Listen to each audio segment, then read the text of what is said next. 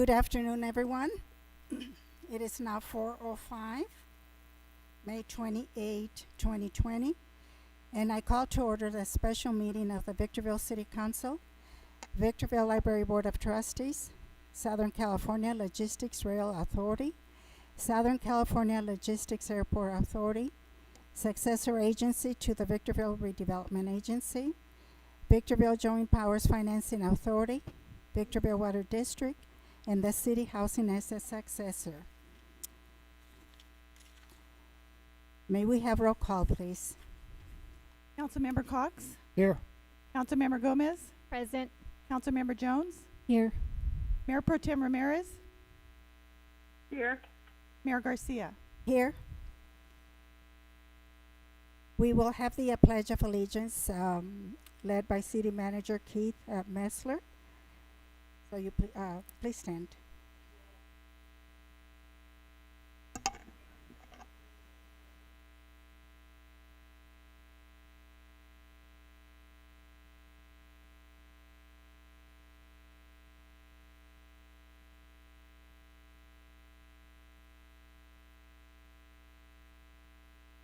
Liberty and justice for all.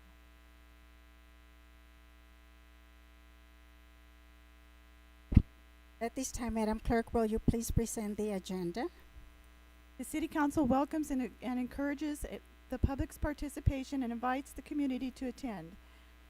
Anyone wishing to speak during public comment or on a particular item is requested to complete a speaker card and hand it to a sheriff's deputy prior to the public comment or before an agenda item is discussed. Comments will be limited to 3 minutes or less as deemed necessary by the mayor. All communications are to be addressed directly to the City Council, not to the members of the audience.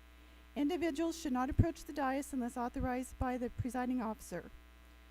In accordance with state law, the City Council may not take an action on any non-agenda items. The Council may receive testimony and set the matter to a subsequent meeting. Any person or group who interferes with the conduct of a City Council meeting by disrupting the meeting is subject to removal. The presiding officer may request a peace officer to assist with the removal should any person or group fail to comply with an order of removal. Any person or group who resists removal by a peace officer is subject to arrest and prosecution pursuant to Government Code Section 54957.9, Penal Code Section 403. Everything is before the council. We have no revisions to the agenda. You do have one public comment card. Yes, there is. Kyle?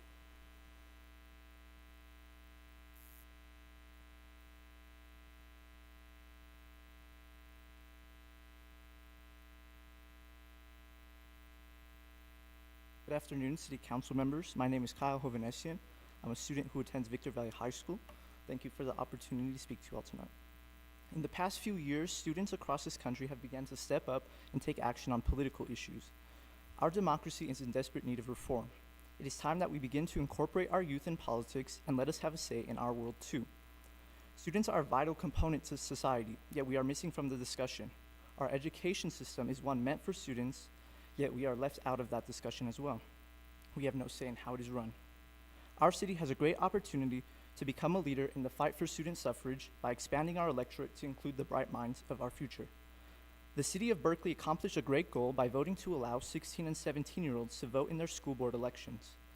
I hope our city can join this movement and set a higher standard in how we view and treat students in the city. I'd like to propose an item line to be set aside for a memorandum of understanding to assist schools in the school board elections and show that our city has vested interest into the civic active engagement of 16 and 17-year-olds. Our city should invest more money into the civic engagement for this demographic and help bring youth into the fold. By spending more money on voter engagement in general, specifically towards young people, we will see an expanded electorate. In democracies, it is fundamental that people have the ability to vote and that representatives represent everyone. Young people are just not represented as of now, and we never will be until we have the right to vote. Research shows that this project would work to overall increase voter turnout in the short and long run, and it will strengthen a weakening civic culture in our society. Our city would do greatly to boost voter turnout and expand the right to vote. starting with school board elections. By divesting funds into the general goal of civic engagement for those under 18, the city will greatly improve in terms of the state of its democracy. As adults, it is up to you to choose to listen to the youth and what we have to say. You can join our movement and help give us a platform on which together we can accomplish great things. At the end of the day, the goal for young people and adults is to improve the lives of those around us. Thank you so much.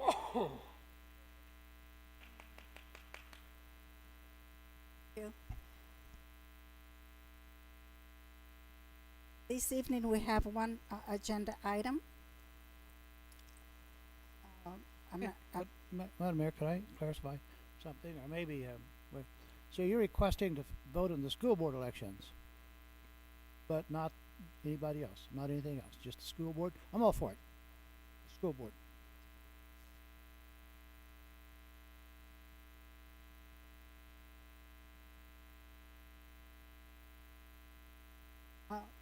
I'm not sure how to read this, but anyhow, we have one agenda item this evening. The item is pre-budget workshop, establishing the annual budget for fiscal year 2020-2021. The recommendation is that any action is at the discretion of the city council. I will ask our city manager to present this item at this time, please. Thank you, Madam Mayor and members of the council.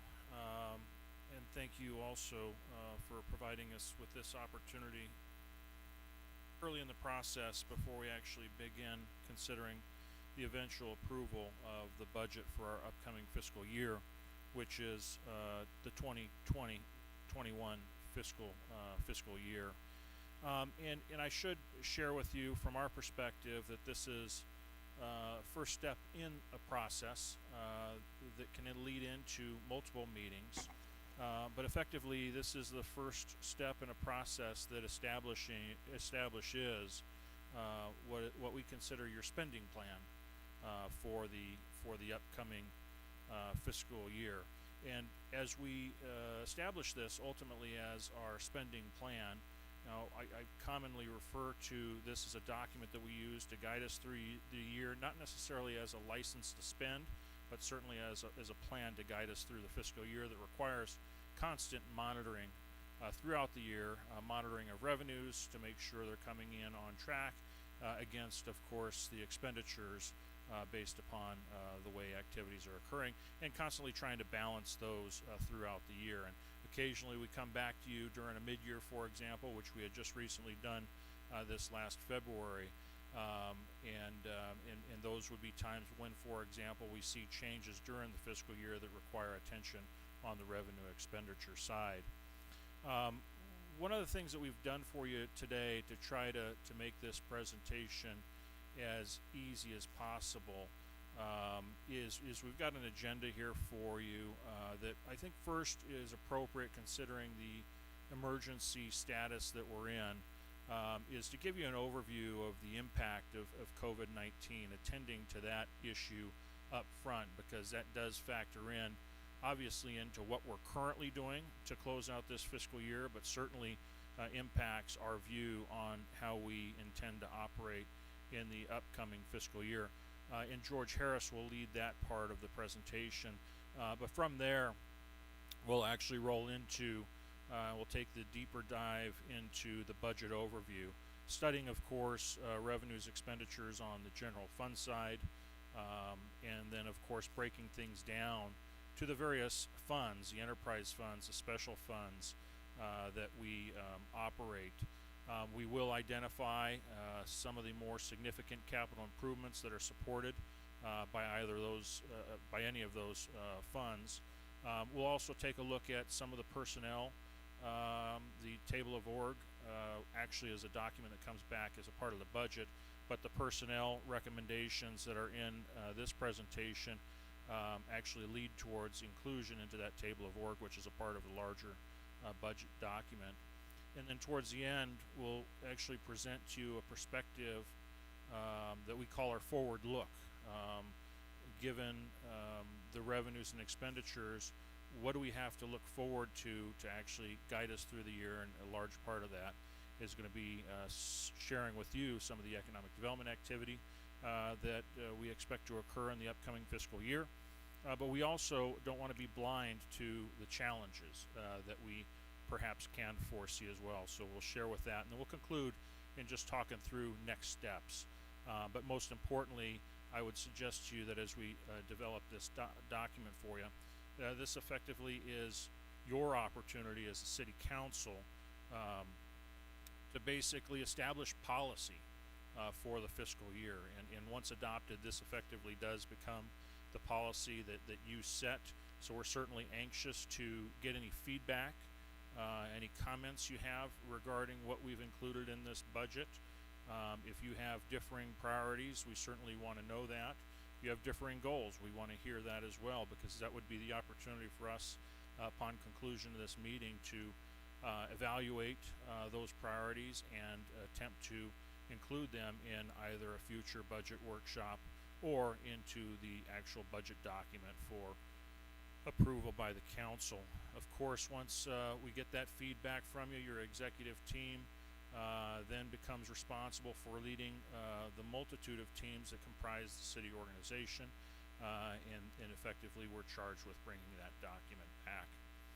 I think most importantly, before we get into this document, this is not something that is done overnight, and this year this budget was particularly difficult to put together, and certainly not because of the fiscal issues that we'll talk to you about, but I think a lot of it has to do with all that we've been attending to, both in the form of dealing with the local emergency, and then of course ramping up to put this budget together. And what we have before you couldn't have been done without the amazing help that we have from our leadership team, which is outlined on the presentation board for you, which is largely your directors and officers. But then, of course, they've got support teams as well. And I say particularly difficult in this case. We actually started this budget process preparing for the 2021 fiscal year on February 25th, right after we approved the mid-year budget. And of course, as you know, it was about March 17th when we declared the local emergency, and we actually had to put on hold the budget preparation. We actually had to pump the brakes on our budget efforts and refocus our teams on the local emergency activities of the Emergency Operations Center. Effectively, we as city employees were serving in two roles: EOC administrators and also administrators for the city. So we had to pump the brakes on the budget and then restart finally not until April 27th. So it's been about a month that we've really been able to focus back on putting these numbers together before you, so that you have a document that we can ultimately approve before July 1st, which is the commencement. With that, I'm going to turn this presentation over briefly to Deputy City Manager Harris, who is going to share with us his perspective of the impact of COVID from a financial perspective. Thank you, Keith.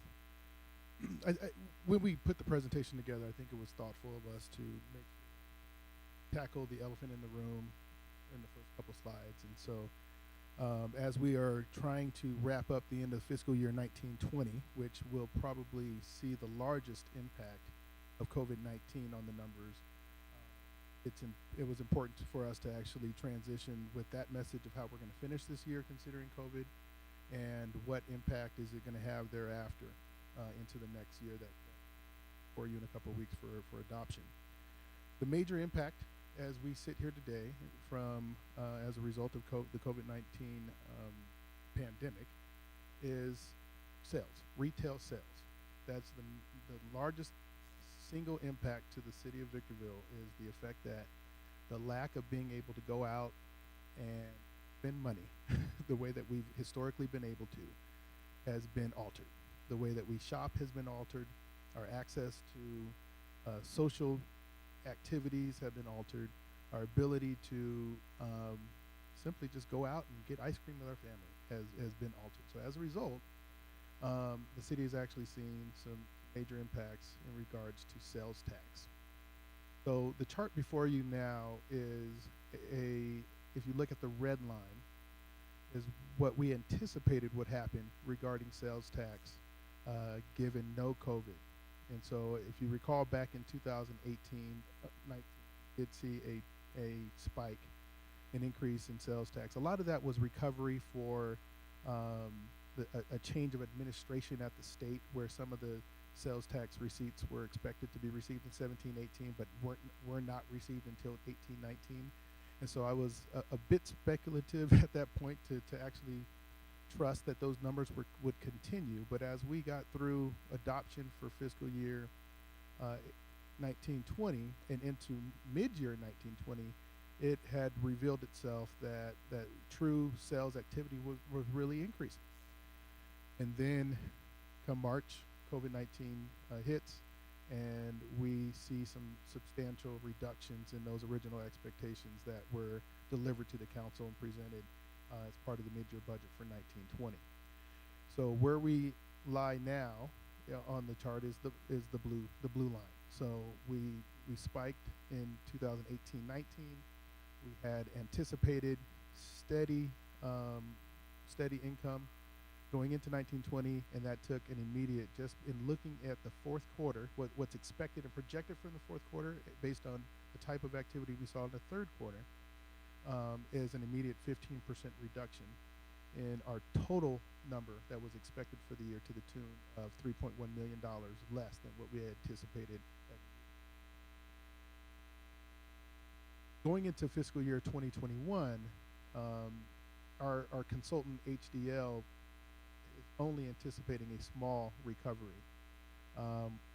We, among ourselves, think that the recovery is maybe better than that, but at this time, until we know more, all we have really is to rely upon the HDL consultants review, which actually will look at individual sectors and how they have performed, and in other similar situations, which is hard for anyone to say now that they are making recommendations based on other similar situations, because to me this is the first I've ever seen of its kind, and hitting sales taxes the way it did. But we're at this point, numbers that you have before you regarding sales tax is highly dependent upon our consultant HDL and the adjustments that they've made.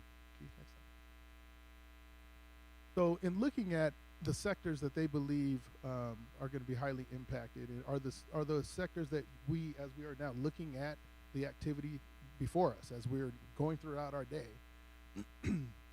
I think somebody posted on Facebook the other day that they got 3 weeks to the gallon on their car, right?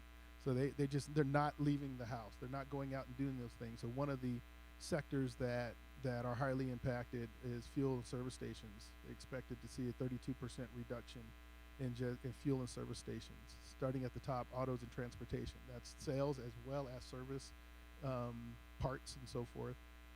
Rentals, those are all in that same sector. General consumer goods, you could buy all the toilet paper in the world, but you're not going to make up for that loss in total sales that we're experiencing in the general consumer goods category.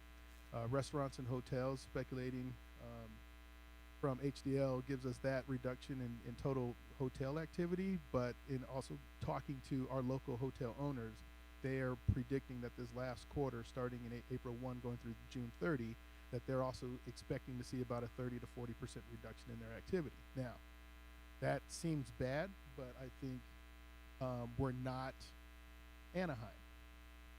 Right?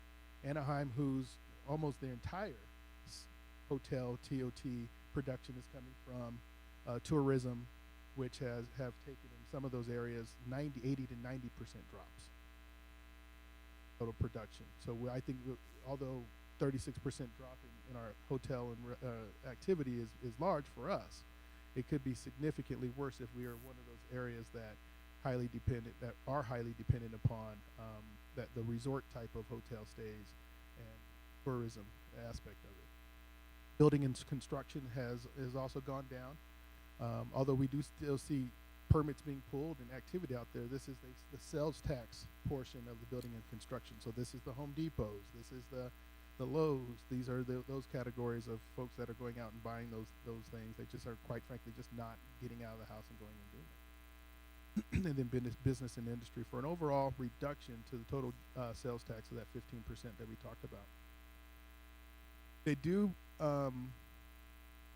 HDL being they are also only predicting about another 1.5% drop going into July. A lot of the speculation and analysis now is being based on a recovery that's going to start to begin in July. So come July 1, as you start seeing some of these sectors that we're talking about, these very sectors that we're talking about are beginning to open again. I can actually now go get a haircut. Barbershops are open again. So I myself am going to go and take advantage of that. But just say barbershops are opening. I myself we're gonna go take advantage of that, and so you can start seeing these sectors start to open again, and once we start getting to the level 3 of reopening, you're going to start to see some of these numbers start to improve. But what you're going to see are those sectors improving going into July 1st. So they're not predicting any further drop to the significant levels that we experienced in the current year. They're only looking at modest drops going into the next fiscal year, which is difficult for us to still grasp because we're not seeing the full recovery of what this loss that we incurred in the end of the year. It'll probably take a few years for us to truly recover to what I think that to the point that we were headed at the point that we made the presentation to you.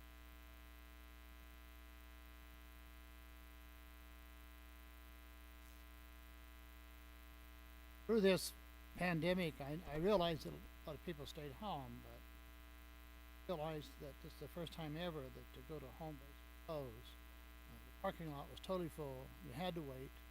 They say inside the stores they have exceeded all sales, broken all records.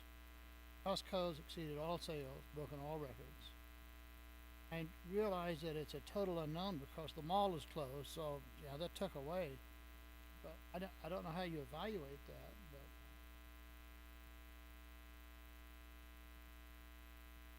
far greater than what staff was projecting. And that's where those are some of the questions that we asked ourselves.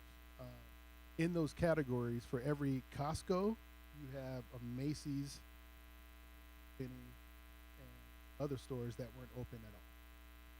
Or they were doing online sales, or they were doing curbside sales, which dropped.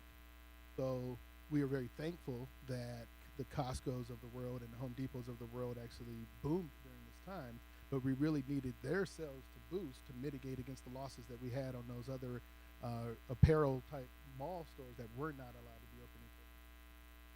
So it's that balancing act that we're glad and we're fortunate. Yeah, they're doing very, very well. They have, and like I said, who knew that they can make so much money on toilet paper? But but they did, and they did well. But they're also offsetting major losses in stores that could not even open. This is once again, this is a sales tax analysis that's that we have that produced it. But after the first quarter, after this next quarter, we'll be able to actually see some real numbers. When you get into July, August, you'll actually see that once again, these were all projections based on kind of a worst case, very conservative worst case. So we will know more once we get into the first. Truly happening. Mayor Garcia, I'm not sure of the process, if it's going to be a conversational type. If you would let me know, because I have questions, but I don't know if it's going to be conversational or we're limited. We'll be limited. We will call on you to speak. Okay. Additional areas of concern. We've already talked about the TOT tax, and that is a number that we've got, once I said before, we've actually gotten from the hotel owners. They are actually predicting that type of reduction in the fourth quarter. In talking to our building staff, they anticipate about a 20% reduction on just general counter activity, that's just building permits, inspections, and so forth. Business license is expecting the same, but mostly as a result of the businesses themselves having issues. They're expecting a 20% or have planned in this document to have a 20% reduction in what they would normally expect.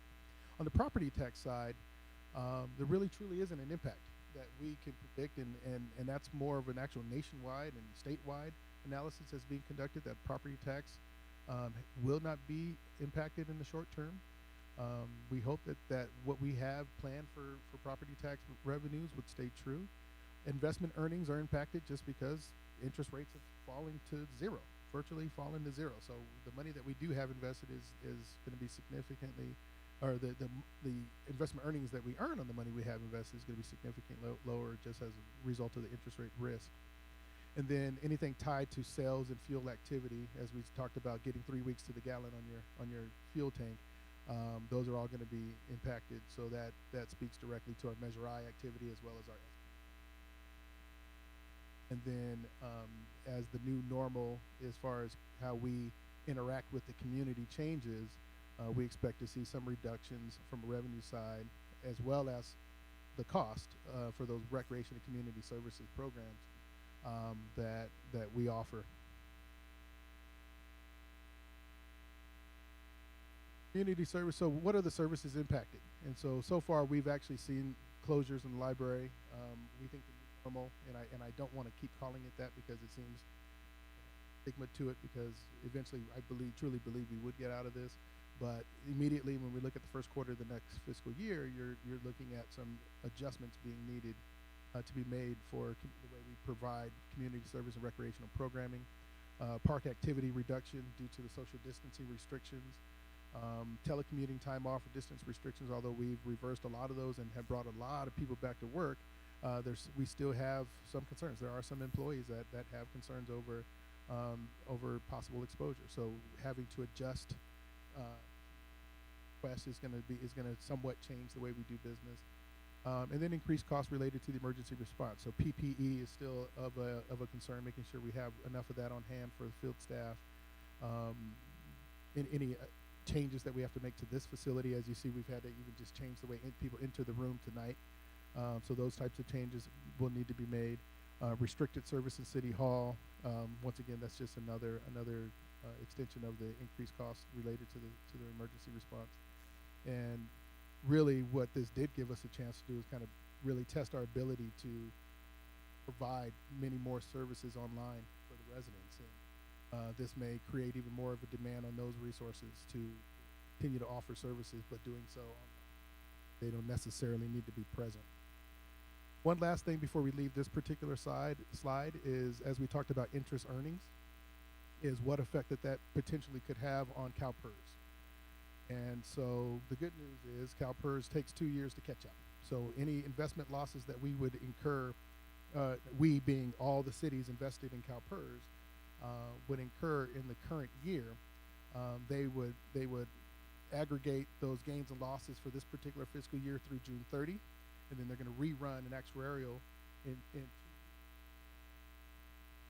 this year, and any rate adjustments necessary to react to any losses that we actually incurred this year will take place in actual 2 fiscal years from now. So the good news is we'll know exactly what those losses were as we complete this year, and most cities will have the ability to adapt and and plan for those adjustments. That's the good news. An additional good element of good news is if the returns are better next year, those returns could actually offset in the subsequent year any losses that we had this year. So it can start to work itself out, but it's a 2-year wait before those actuarials are actually performed, and the actual adjustments to our liabilities are made to a point where it actually affects what we actually have to pay on an annual basis. With that, I'll turn it back to Keith, but in essence, that is what we predict and what our analysis has shown us is to be the impact of COVID-19 on the city's finances. Thank you, George. In every budget, as we move into it, we do projections, we do forecasting, and we make a number of assumptions. And we did no different in this fiscal year, and we kind of laid out for you to review some of those that we considered.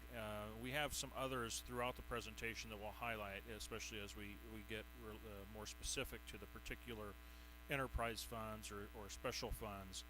But as George kind of touched on it, a big part of this budget assumes certain levels of revenue impacts. And while you'll see in later slides, the general fund, for example, in the aggregate will increase in revenue by 2%.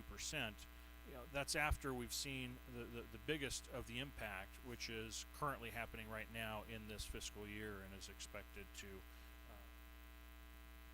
duration of this fiscal year.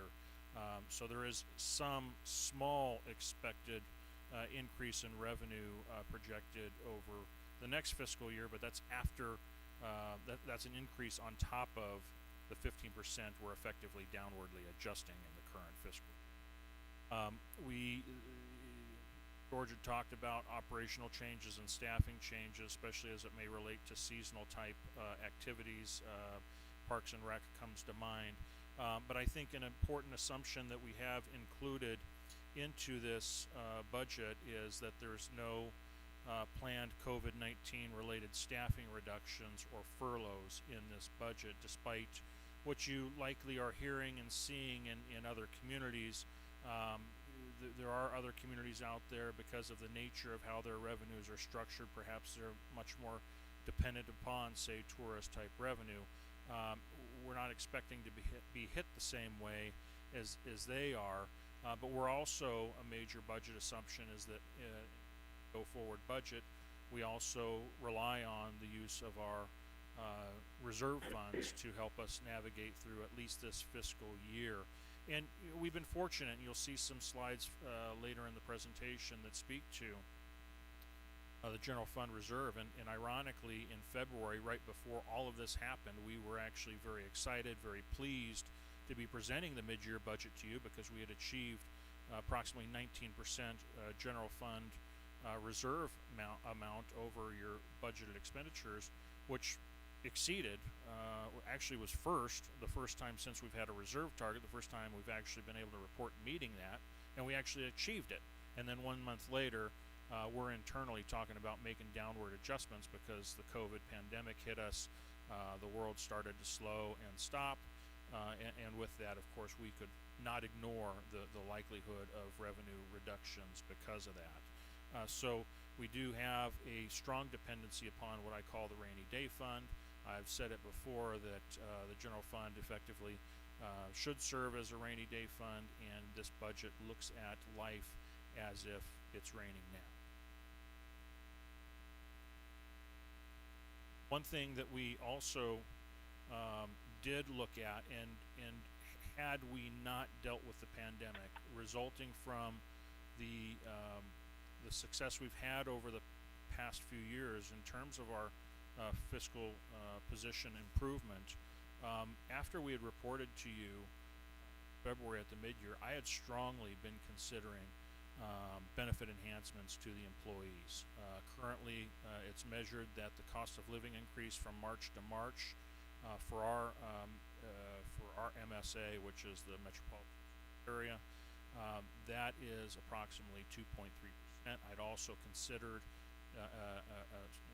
it strongly an attempt to do a benefit enhancement to the allowance received by the employees to offset their cost for health benefits. Both of those valued at about $2.3 million, and this budget assumes foregoing that recommendation, that had COVID not occurred, I'd likely be before you tonight recommending some necessary benefit enhancements to that is being foregone in this budget, hoping that it can be reevaluated if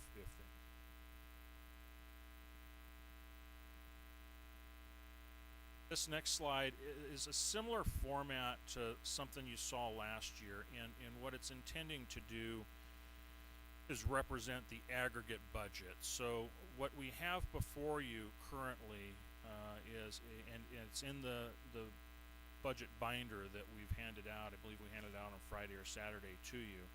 But that budget binder that you have represents a spending plan currently valued at a $224.8 million revenue generation. It also has an expenditure plan of $229.5 million, with an unencumbered fund balance dependency of about $4.7 million. And we typically know unencumbered fund balance is effectively drawing from cash available to basically offset the deficit spend that is occurring in the aggregate in this particular case. This is not your general fund. This is actually all 81 funds that represent the city's finances and accounting. It's a chart of accounts. And so with that, I always refer to those 81 funds as 81 business units or even small business units that are under the umbrella of the city operations. So it's not that number, the 229 million, that is discretionary spending ability for things such as public safety. This is everything, including your water operations, your airport operations, your electric utility operations, everything included, and we'll break that down a little bit further. But I should point out that the $4.7 million deficit that you see for this current fiscal year, of that $4.7 million, 2.4 is represented as a need by the general fund, relying on its general fund reserve to help balance the general fund budget. The bottom half of this slide, you've seen something similar, and in what you've seen similar is what the current fiscal year adopted budget looked like. So in that first column that's entitled Adopted Budget, where you have a $215.5 million revenue against a $217.5 million expense, that's effectively the numbers that you should be familiar with that we actually approved last June. So this time last year we were effectively looking at those numbers. In February of this year, we brought back those numbers in the middle column that says mid-year amendment, which is the $220.5 million on the revenue side against $254.2 million on the expense. Again, relying on reserve funds, most likely from capital-related improvements taken on by respective funds.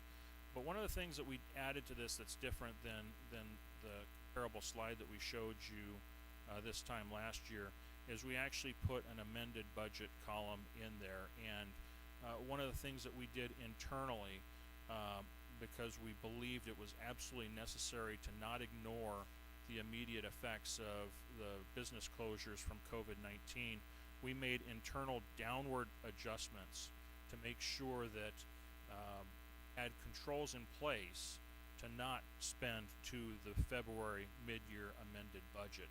And we believe that was a responsible decision because the projections and estimates coming forward as to revenue declines, we needed to make some immediate downward adjustments on the expense side. So saying it differently, we altered the controls in the budgeting software that we have to make sure and protect against department spending to the February level. So we made downward adjustments in the system to control and basically account for what we were seeing as serious revenue declines due to COVID. So we internally amended the system to have those downward adjustments, which is $216 million on the revenue side against $247 on the expense side. This next slide is intended to take those same numbers that we're proposing for this upcoming fiscal year, the $224.8 million in revenue in the aggregate versus the $229.5 million in the expenditure side, and it's actually intended to kind of break down on the revenue side where those revenues are generated. And you'll see probably the two biggest components of the pie on the left side of this chart, to where 45% is identified for charges and services. We'll dive deeper into those charges for services when we get into some of the enterprises, but examples would be your charges through rates from whether it's the water district or the electric district or trash fees we collect. That's largely what comprises that charges for services. As you can see, that's a much greater number than the taxes, which are the property taxes and sales taxes.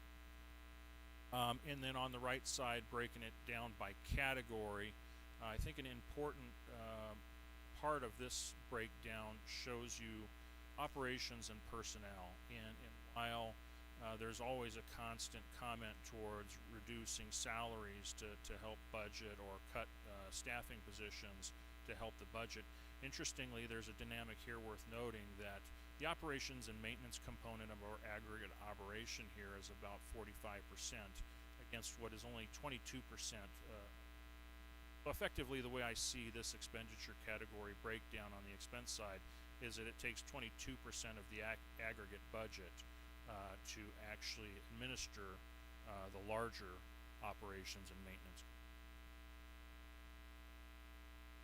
One more pie chart here for you, and this is actually intended to show again in the aggregate, same numbers, 225 million, 229.5 million.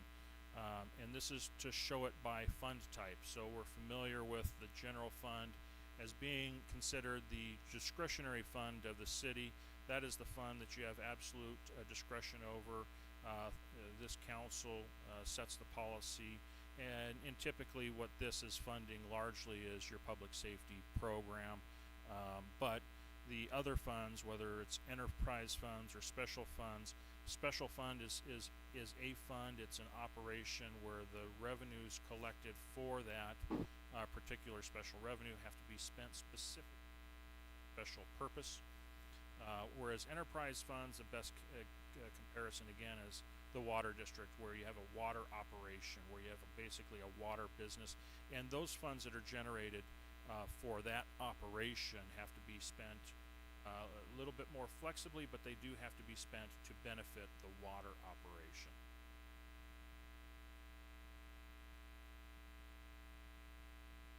We've showed a slide similar to this previously. In fact, in the prior two fiscal year presentations, we've shared with you a simple perspective of your revenue and expenditures for the upcoming fiscal year. So your general fund revenue is measured at $63.9 million, and it's measured against expenditures of $67.3 million. We do have a balance sheet adjustment that occurs to actually enhance for about 4 more years after this fiscal year, George. And you'll remember we memorialized a loan relationship with VMIS a couple of years ago, where we were able to recognize startup costs to the order of about almost $18 million, and we actually booked that as a loan from the general fund to the Victorville utility as costs incurred by the general funds over many, many years that we identified should be repaid back. And so we memorialized that a couple years ago, right around the same time we were starting up the Victorville Fire Department. We also had a repayment program where there was a large down payment, and then there were going to be annual payments of $1 million over the course of future years. And so what that actually helps in a case like this, because absent that loan repayment, your deficit would actually be greater. But right now we're projecting a deficit spend on the general fund that is going to rely on your general fund reserve to bridge this gap of the $2.4 million number. It's important for me to highlight that of the $2.4 million deficit, $1.9 million alone, which is the largest share of that 2.4, $1.9 million is directly attributed to the cost increase associated with the sheriff contract that we rely on to provide the very valuable and essential public safety policing services. And that's actually an increase derived by 2 components. There has been a full year's realization of a second lieutenant to help better manage the police force in Victorville. We have a pretty large operation, so we actually supported a leadership structure to where the chief is able to rely on 2 lieutenants, one to manage the admin side of the house and one to manage the operations side of the house. But also, as you know, and we shared it with you last August, the sheriff successfully negotiated with the county. The sheriff's union successfully negotiated, and it was well deserved, with the county a 5-year memorandum of understanding, basically locking in what amounts to almost 5 to 6% annually over the next 5 years of merit increases. Those effectively get passed on to the contracting agencies, and I highlight it not as a bad thing in this particular case. It's more an issue that we need to figure out how to address going forward, because now we're in the second, this budget year will represent the second year of that 5-year contract, and that contract is going to continue to go up. I believe my last analysis was aggregate it should by year 5 get to the order of about $34-35 million. So there's definitely a need just to maintain existing policing service levels. There's a need to really address the elephant in the room in this particular case, which is revenue source to keep at least your public safety levels.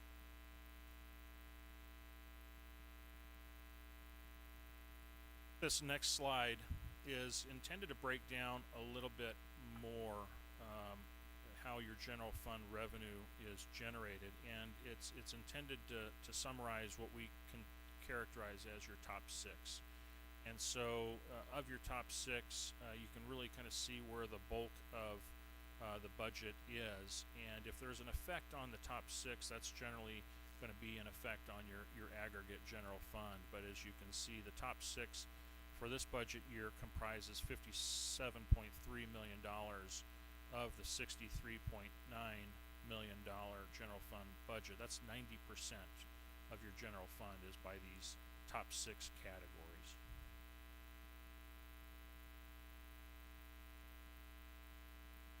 And I probably should just highlight, I think, the obvious that we focus on a lot, which is property tax and sales tax. I want you to remember the 60%.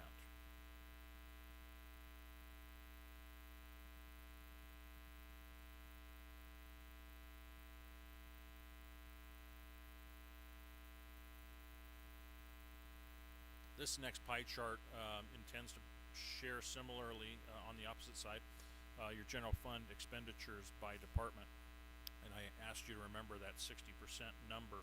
If you look at police and fire alone, fire is approximately 62%, slightly down from the current fiscal year, but that number will continue to increase as we have known costs related to the public safety contract with the county.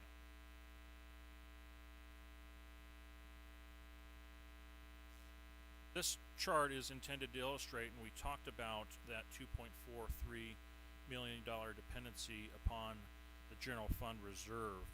And in this chart, as you can see, from 2017 to 2019, we had some sharp increases in our deposit of surplus general fund revenue. Real spike, pleasant surprise, a spike to a $12.8 million deposit into your general fund reserve, and that actually measures against, at the time, what was a reserve policy requirement of $10.18 million. So you can clearly see a difference. That's about $2.8 million in excess reserve. Slightly growing again this fiscal year, and you might wonder why or how that actually increases this fiscal year. A large part of that has to do with the fact that VMIS loan is coming to supplement some of those losses. The losses, as you saw them, the 3.1 that George had shared earlier, a lot of that was actually offset. If you'll remember, at the mid-year budget, we actually made budget increase to the revenue side of sales tax. So effectively what we were losing was all of what we were projecting as sales tax increase at mid-year, plus a little bit more, but effectively being offset by the $1 million payment from VMIS. But as you can clearly see from this, what's projected through this fiscal year is a reduction in the general fund reserve. That's the 2.4 that's necessary to balance the budget to maintain existing service levels. And I should finally point out, notwithstanding that dramatic dip in general fund reserve balance, that 10.7 as we project it actually matches against what we're currently proposing as a general fund reserve policy amount of 10.1. So notwithstanding the deficit spend this year and the dependency on the general fund reserve, this budget projects that we'll still slightly exceed our 15% reserve target.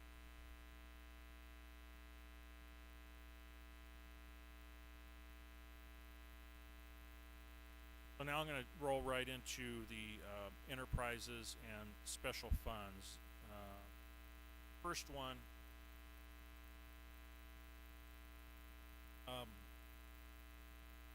is the water fund, and in your book,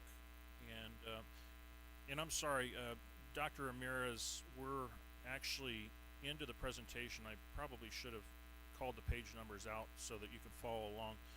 But on page 20 of the presentation that we emailed you a little bit earlier today, that's where we're at in the presentation document. But on page 20, we're talking about the water funds, which is in the book, the binder.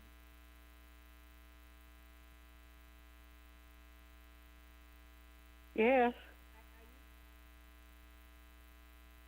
Well, I was trying to follow, and I had questions that I wanted to know specifically as George was talking, because to me, what page are they referring to right now?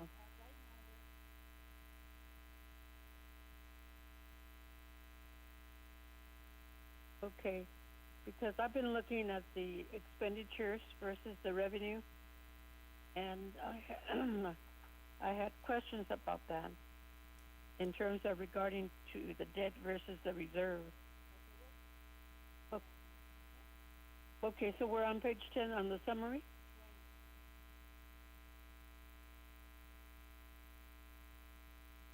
Yeah, okay. Okay, so I have it now. Well, can we ask questions? Not yet? Okay. So Dr. Rita, for your benefit, and I'm sorry I haven't done this, but I will read out the page number as I click through the presentation so that you can follow along better. But on page 20 of the presentation, we've got the water fund, which has traditionally been one of the healthier funds that we manage as the Water District Board of Directors.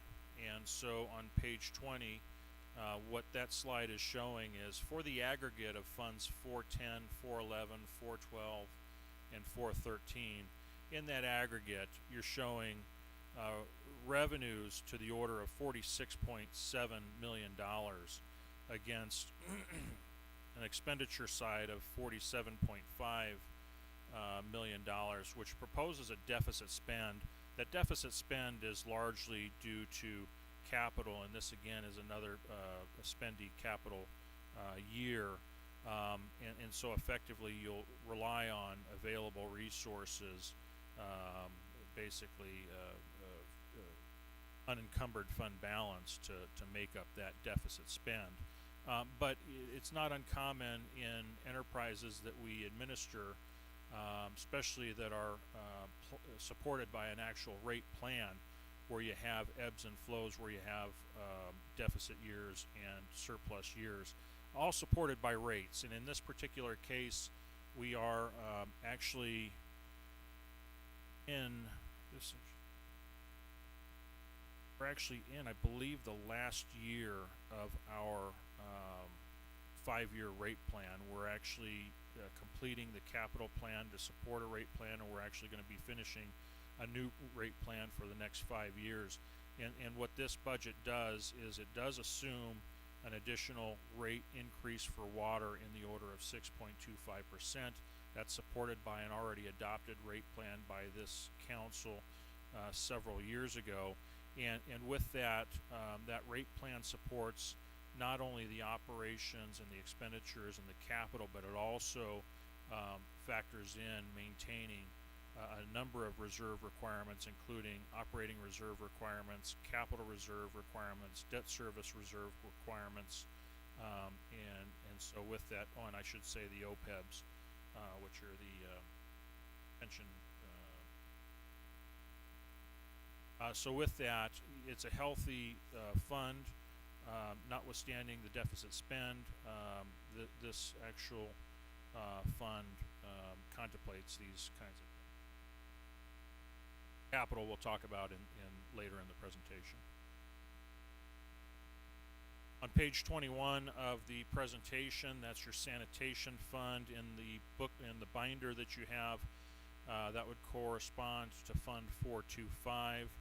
And this is basically the sewer operations. And in Fund 425, there's really two functions that are occurring. There is a collection operation, which is basically the piping system that are in our rights of way, that actually collect all of the sewage, whether it's from commercial users, residential, or industrial users. So there's a collection component within this fund, and there's also a collection for what we call the treatment component, whether it's from the regional treatment facility, which is VVWA. They charge us a rate. We effectively pass that rate through as a part of our rate plan, and or our wastewater treatment plant out at SCLA that does treat flows from the Victorville community. But this budget does contemplate a rate-supported rate increase of 11.2%. That rate plan was shared with this council, I believe, back in February as we amended it to address VVWA's adopted rate increases of last December, recapping what we did in February when we adopted our new rate plan for our sewer system. We effectively chose to forego having to come back to this council twice, once in this current fiscal year and then once to deal with the next fiscal year. And so we effectively bundled up all of the rate increase that would have occurred over the course of January through June of this calendar year, lumped it in and basically stretched it out over the remaining 4.5 years for the rate plan. So effectively what this is representing is a rate plan increase of 7.5 for Victorville's collection system, and the rate increase component from VVWA is about 3.62% for that total aggregate rate increase value of 11.2. That's showing you a revenue of $15 million. This is a very capital intensive year. Probably the biggest project that's actually proposed in this fiscal year is going to probably start on Monday, is what I'm told. Where mobilization, if it hasn't already started, it's going to be out there Monday. It's going to actually look like we're building the Green Tree extension. We're not yet breaking ground on the Green Tree extension, but you'll actually see that giant hill that Green Tree T intersects with Hesperia Road. That hill right behind that T intersection will actually start the earthwork process, and some of that hill will be coming down, more so related to a sewer project that we've approved that basically improves the capacity in that sewer line, where we have two lines meeting up in Hesperia Road that eventually discharge to the regional interceptor. So this year, as planned for in our rate plan, is a capital intensive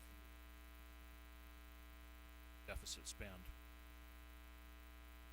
The next page, Dr. Rita, is page 22, and we're speaking now to the solid waste fund, trash fund, it's recycling fund,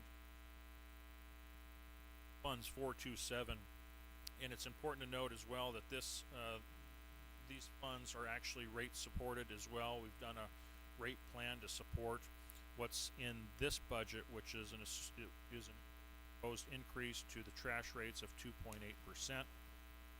And effectively, we're in year 3 of a 5-year rate plan. And what I want to show you is you've got $18.6 million in revenues being measured against $18.3 million of expenditures, so there's a slight little surplus at the end. But you'll see an asterisk at the available resources of 4.1, almost $4.2 million. And I think more than anything, what I want to demonstrate to you here is while we're in year 3 of year 5, I can remember speaking to you in early 2018, and it was one of my biggest worries when I was first starting out as the city manager, is in looking at this fund in January and February of 2018. I remember very distinctly, because this fund had not has not done a rate plan, and I believe in this case it was 10 years, don't quote me on that, But I can remember distinctly that we were staring at a potential to actually literally run out of cash in this fund by September of 2018 had we not put the rate plan in place. So thankfully we did do that in that fiscal year, and I think my point in all of that is that rate plan has actually helped support get this fund back to what I would consider a healthier status.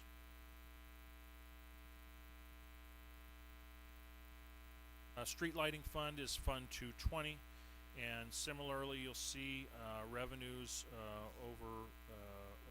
revenues to the order of $1.8 million measured against expenditures of $2.4 million. We've heard the message of council from many years ago, probably 2-3 years now, to where this fund actually was generating quite a bit of surplus revenue and not doing enough with it. Quite honestly, was being spent on operations and expenses and neglecting capital needs. And so we've actually been using this fund to expand our street lighting system. So you've actually seen an intentional draw from a policy perspective from this council, a draw on available resources and actually spending that on capital. We've had a number of successes over the years, but I think it's probably most important to note that in this current fiscal year, just in the square mile alone, we added 50 new street lights at very dark intersections. In Old Town, we've added 30 street lights to fill in the gaps, particularly at the alleyways, because that was a policy directive of this council. We've seen a new traffic signal at La Mesa and Nisqually. I'm sorry, not La Mesa and Nisqually. Mesa and US 395. And we're expecting, and we're not done with Old Town, I should say. SCE is still actively designing new street lights for 7th Street for a stretch between Forest and D Street, so we're hopeful that that's something forthcoming in this fiscal year. We are expecting 2 new traffic signal projects, one at Mariposa and Yates, and you'll remember having heard for quite some time some concern about that T intersection at Mariposa. So we've got a traffic signal proposed there, along with another one at Mojave and Condor. We're making some meaningful progress in actually spending down those funds, improving our street lighting system throughout.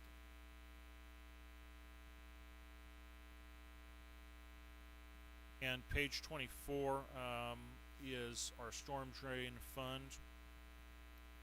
We call it Fund 202. And this is one of our more difficult funds. This is largely operations expense with very little room, very little ability to spend on capital. And this is the very small fee that you'll see on your water bill. Call it our water bill, but it's not all water. But on there is a line item for storm drain, and this is effectively the $4 that we generate per parcel. And so we are in a deficit spend situation. We're depleting the available resources, which makes it very difficult with this type of money to attend to preventative maintenance items such as what we had been discussing over the course of the last couple meetings in the emergency that we've been dealing with at Amethyst and Nisqually. This is something that staff has its eyes on, and we are looking at capital needs citywide. We do envision coming back to you at a point in time in the future with recommendations that we do something to address storm drain in terms of some kind of funding enhancement, but we don't have that for you right now.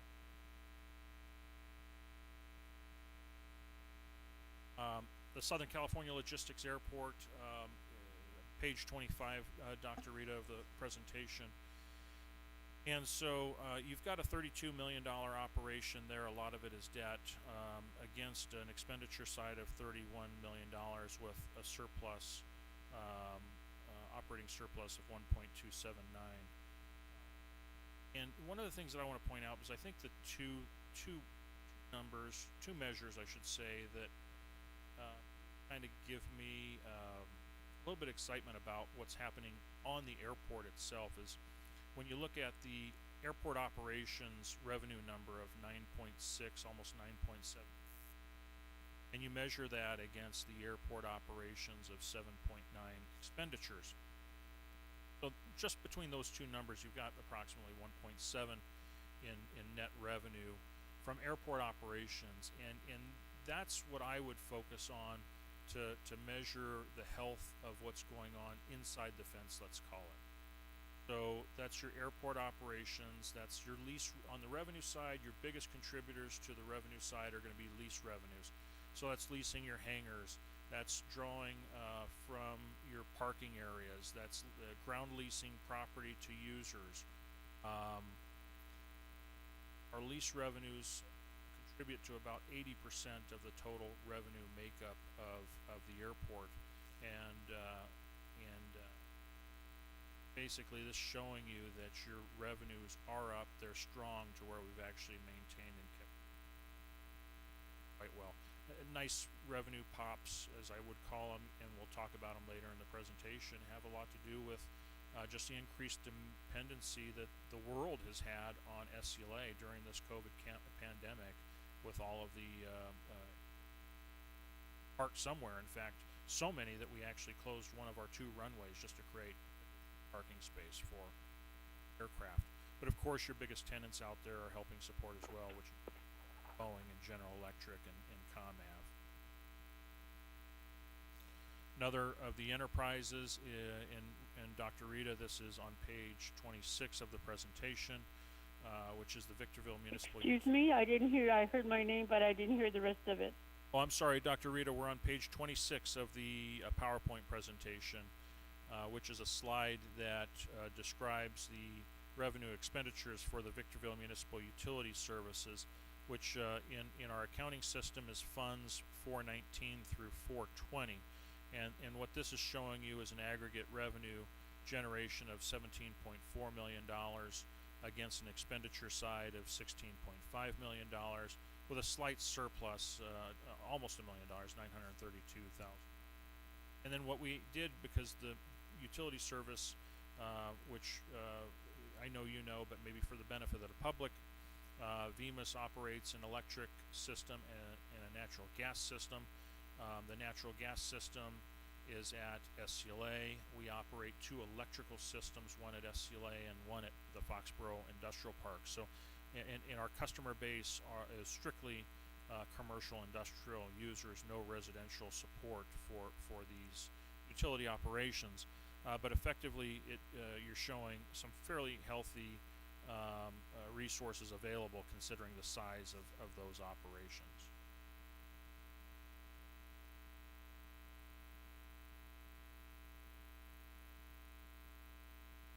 Dr. Rita, we're jumping forward to page 28 of the presentation, which is going to start. I'm sorry, but I don't hear the last couple of words you keep saying. So, Dr. Rita, we're on page. Where are you right now? Dr. Rita, we're on page 28 of the presentation. The top of the slide is entitled CIP Projects. Okay, that's fine. I've already read all that. Okay, that's fine.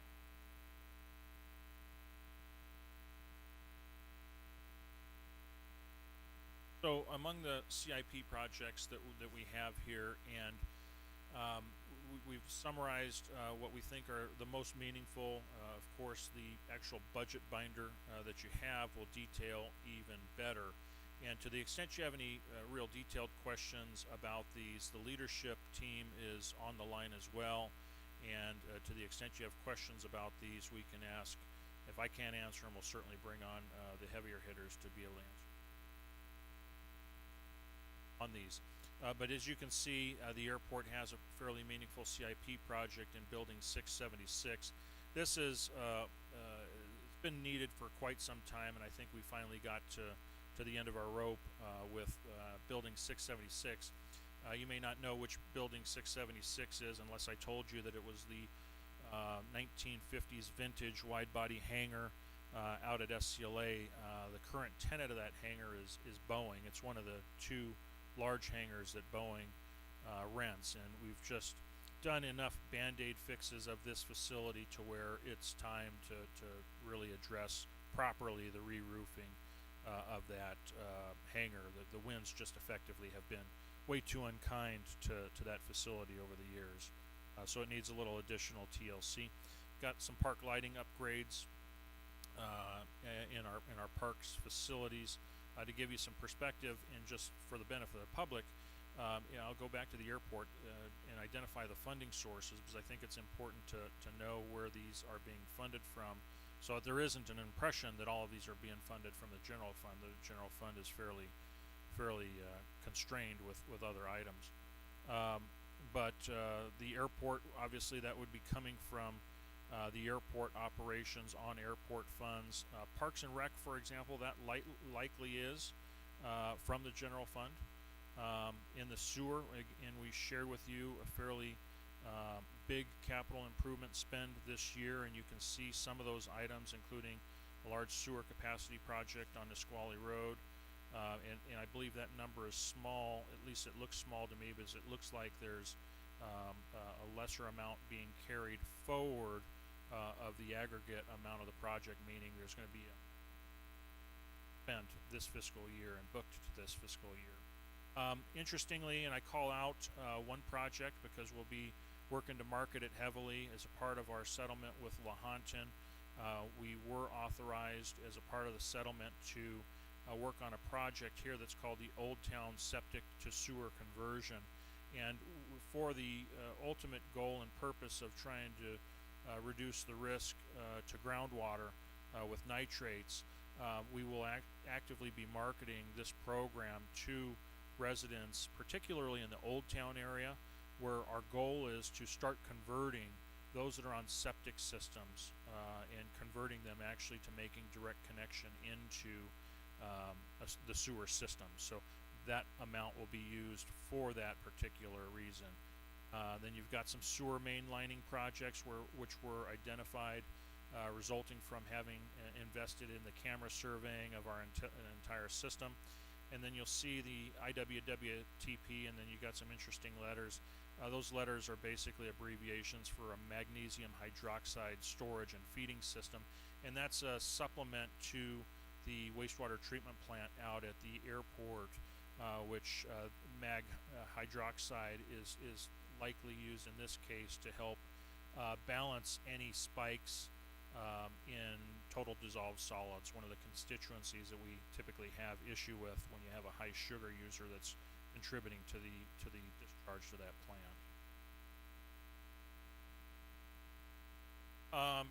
Continuing on, we've got a number of water pipeline improvements throughout the city, and in some cases this is replacing old steel pipe to new plastic. We're going to continue to invest in our advanced metering infrastructure and pump to waste. We actually just recently approved a couple of those. We're trying to do 2 pump to waste projects a year, so we're planning on doing a few. And then of course the McCart re-roofing project, that likely would be a general funded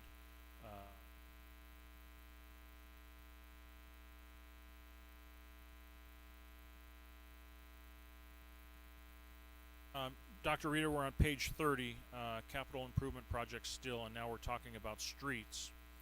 And so probably the most notable on this particular page is the amount that's actually programmed in there for the Green Tree extension.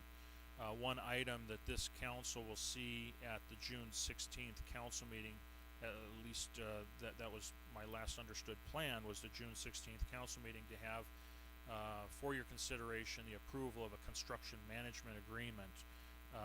The construction management agreement would be used to retain a firm to basically manage, first determine the constructability and then manage the actual construction of the project.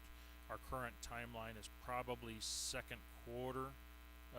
Don't quote me, but our current plan is about the second quarter of 2021 calendar year to actually start the construction of that project. So that $13 million represents our share to be matched against shares that we will then get from the County of San Bernardino, the Town of Apple Valley, along with County Transportation Commission, the CTC.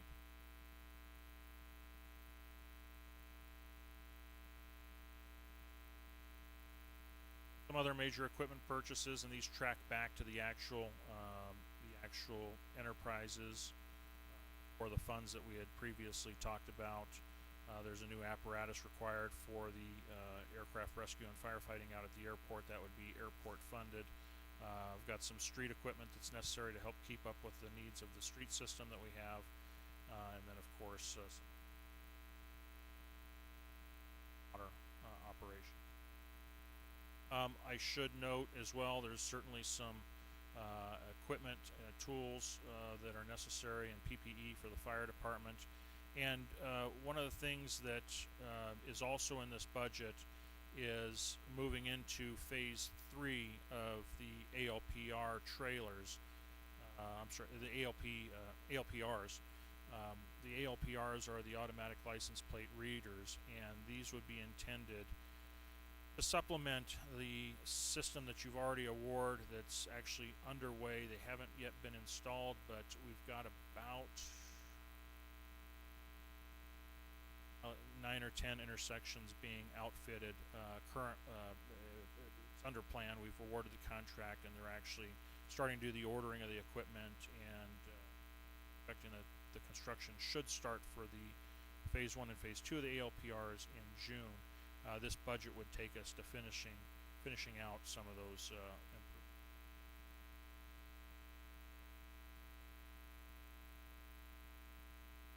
Then moving on to page 34, and this is where we talk a little bit about what you'll likely see carrying over into the table of org. The table of org is the actual component in the budget document, but from a staffing perspective, what you'll see in the aggregate is for this upcoming fiscal year, the total employee count, direct employees, not including the sheriff, employees under the sheriff contract.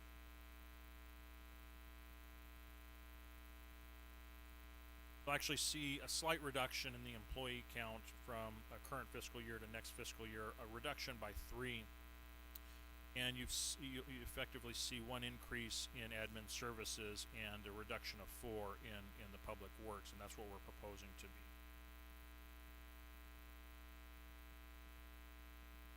Page 35, it gives you a little bit more of a breakdown of what's actually going to be happening in the table of org. And despite the position reduction, we do have to recognize some changes. In many cases, there's changes in duties, changes in responsibilities. In some cases, there's inequities found where we see certain positions that are same title, such as supervisor, where they're actually on the table of org in different ranges. So there's some inequity corrections in this.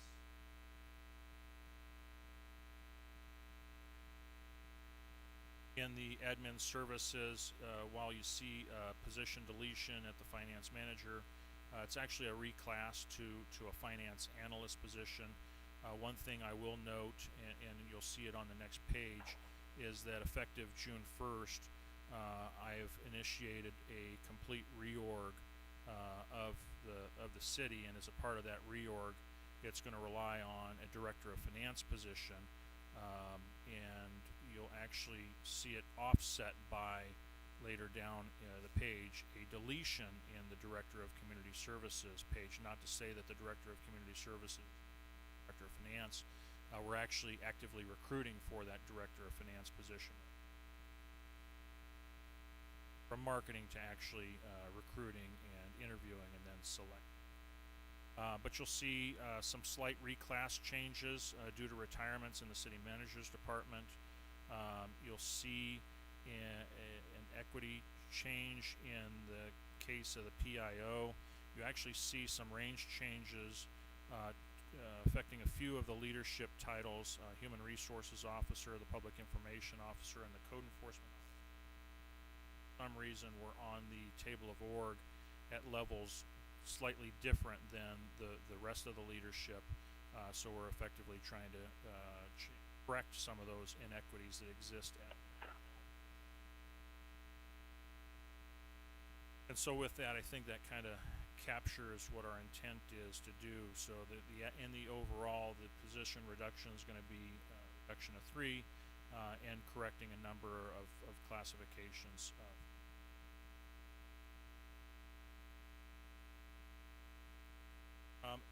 On page 36 of the presentation, what I did want to share with you is some focus that we've had for the last few weeks now, and really stemmed from trying to figure out how we're going to continue to exist, survive with Masters working for another community, I'll say. Actually, we wish George the best of luck in his career. New community, but from that announcement, it really put us in a mad scramble to try to figure out how we're going to operate, and it actually gave us a good chance to take a very close look at the organizational structure. And one of the challenges that I've had that I think we have an opportunity to correct now is actually really focus on span of control. And in this particular structure we focused on, and this structure still relies on a 2 deputy manager system. I actually think at a point in time, because this organization is big, there's a lot of responsibility that goes with it. It's almost hard to manage even with a 2 deputy city manager system. Very efficient though with the staffing resources that we have. But what we have done was we really looked closely at all of the departments. Over the years there are some unexplainables as to why certain functions are in certain departments, and so we took this as an opportunity to look very closely at the skills that we have, and it does identify that our replacement deputy city manager is Janelle Davidson, effective June 1st.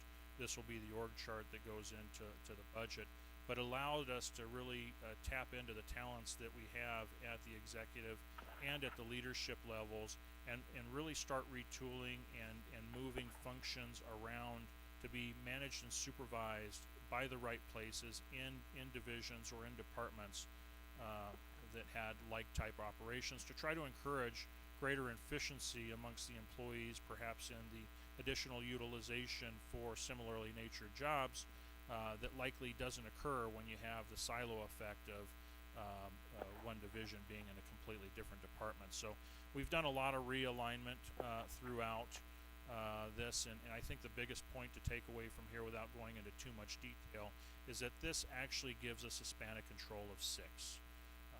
Starting with the deputy city managers, it has leadership reporting to each deputy city manager where they have 6 direct reports. On each side of the house you'll see that with 6 direct reports, and you'll actually see 6 direct reports to me, being two of which being the deputy city managers. I'll continue to oversee the VMIS electric and gas operations, work very closely with the public information officer. That will be a direct report of mine, along with the city clerk, and I'll continue to be the point us and our police department.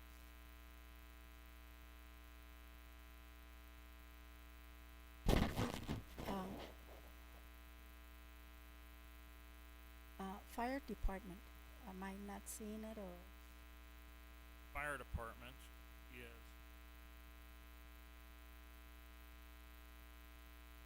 is on the left side of the presentation.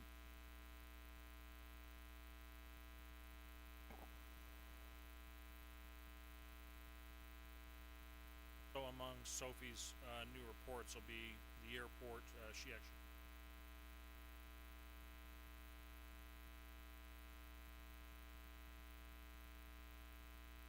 fire department, risk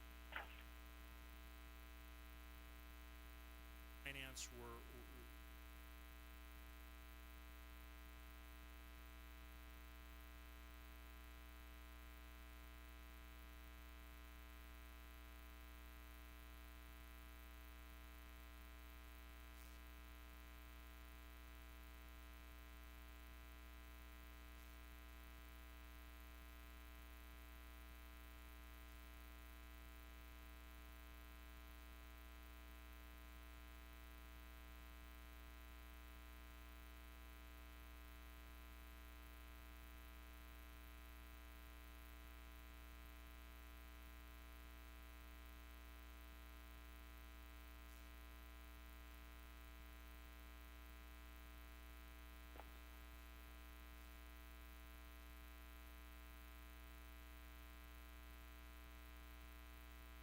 And so that's one of those where water conservation current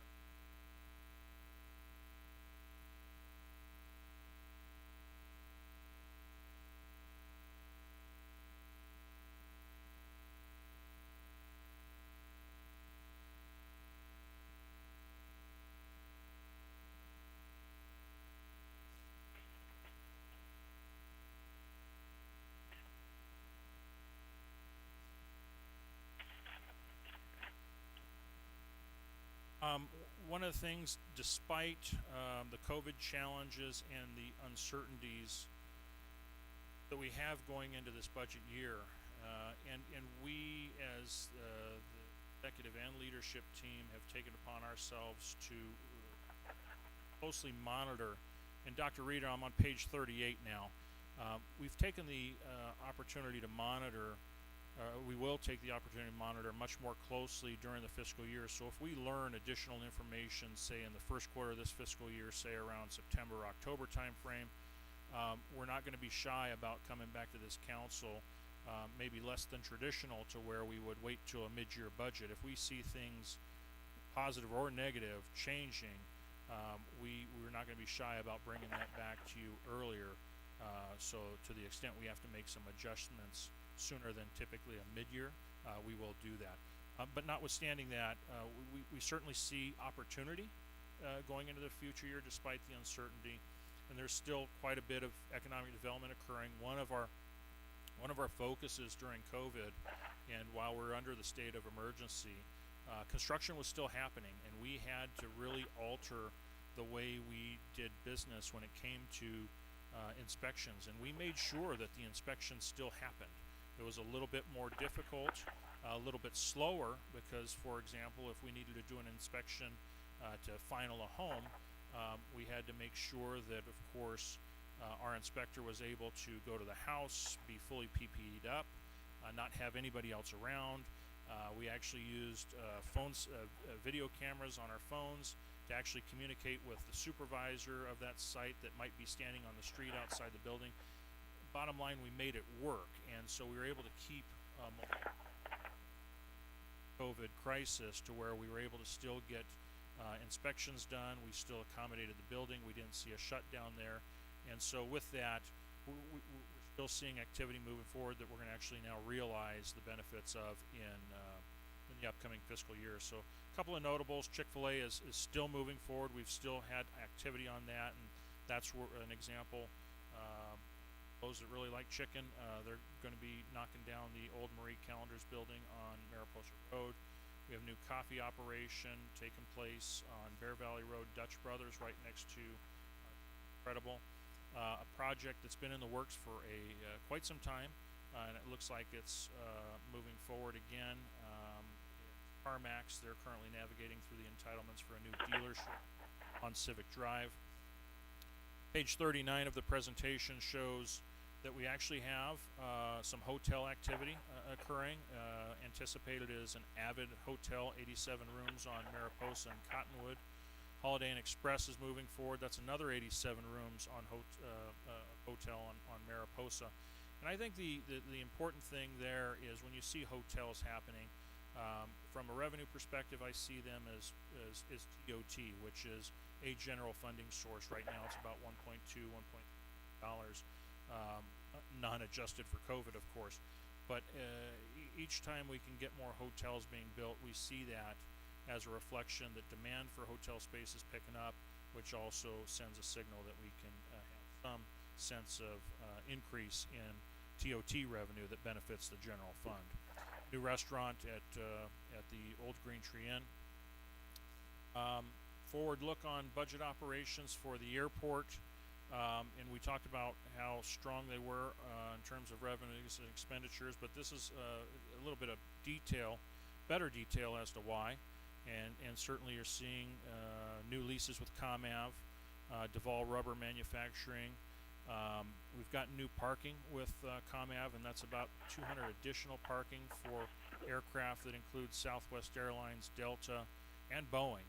Interestingly, during the early part of COVID, Boeing didn't stop manufacturing airplanes, and as they didn't stop manufacturing airplanes, they needed places to park them because nobody was able to take them. Nobody was flying. So a lot of those planes are actually at our airport right now, and it's inside that 200 number that is referenced for ComAv. We've got a 90% occupancy rate during the fiscal year. We're actually envisioning that we may be fully occupied based upon the lease.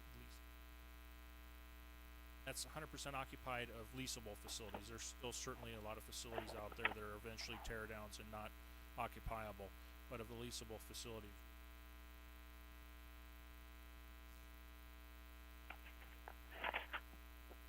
Page 41 of the presentation speaks to more budget opportunities. Boeing just re-upped for another 66-month lease. Off-airport United Furnitures is a good sign because they operate in a 500,000 square foot facility. That's a manufacturing operation that is now back up and operating after getting into phase 2 of the governor's orders to reopen. And still moving forward, which we're hoping breaks ground in this fiscal year, is the 975,000 building proposed by Sterling in partnership with Prologis on 45 acres.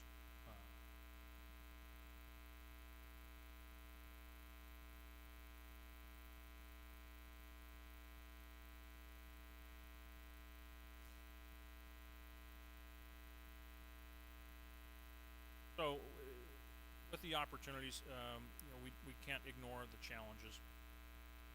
Certainly, we've got the uncertainties dealing with COVID, and I think we've talked about that. There's going to be an impact to the. There's definitely some deferred maintenance that will eventually have to be attended to. Don't know necessarily how slow the growth. Revenue growth is going to be, how long it's going to take to recover, and then I think the biggest challenge that, quite honestly, we're up against, and we touched on it at last week's meeting where we had the public safety plan presented to the council with the recommendation that we start talking about giving an opportunity to the voters to decide to what levels they want to fund public safety. And one of the things that we illustrated in that presentation when we did the cash flow modeling, looking forward 6 and 7 years, pre-COVID, we were looking as if we wanted to maintain service levels. We had healthy reserves, and we really didn't start deficit spending until the 22 fiscal. This COVID pandemic has accelerated the deficit spend to where you're actually seeing it now in this fiscal year, and there's no recovery. We're going to continue to see deficit spends going forward in future years unless something dramatically happens to the positive on the revenue side in terms of sales growth. It accelerates, is our conclusion in that public safety plan. It accelerates the need for this council to seriously consider one of two things. Either revenue enhancement or service reduction, and otherwise we're gonna be deficit spending to the point where we eventually run out of our general. One of our challenges is going forward is trying to identify, which I think we've identified, but also moving forward and getting that necessary revenue support to maintain our existing levels. But if we have any semblance of change on to those that we hear coming to this council chambers quite regularly complaining about not enough police service, not enough code enforcement service, some revenue enhancement and change our operating posture to be more proactive than reactive. So on page 43, and this brings us to the conclusion of the presentation, certainly the leadership team is standing by to answer any more detailed questions you might have, drawing from this high-level presentation that we shared with you.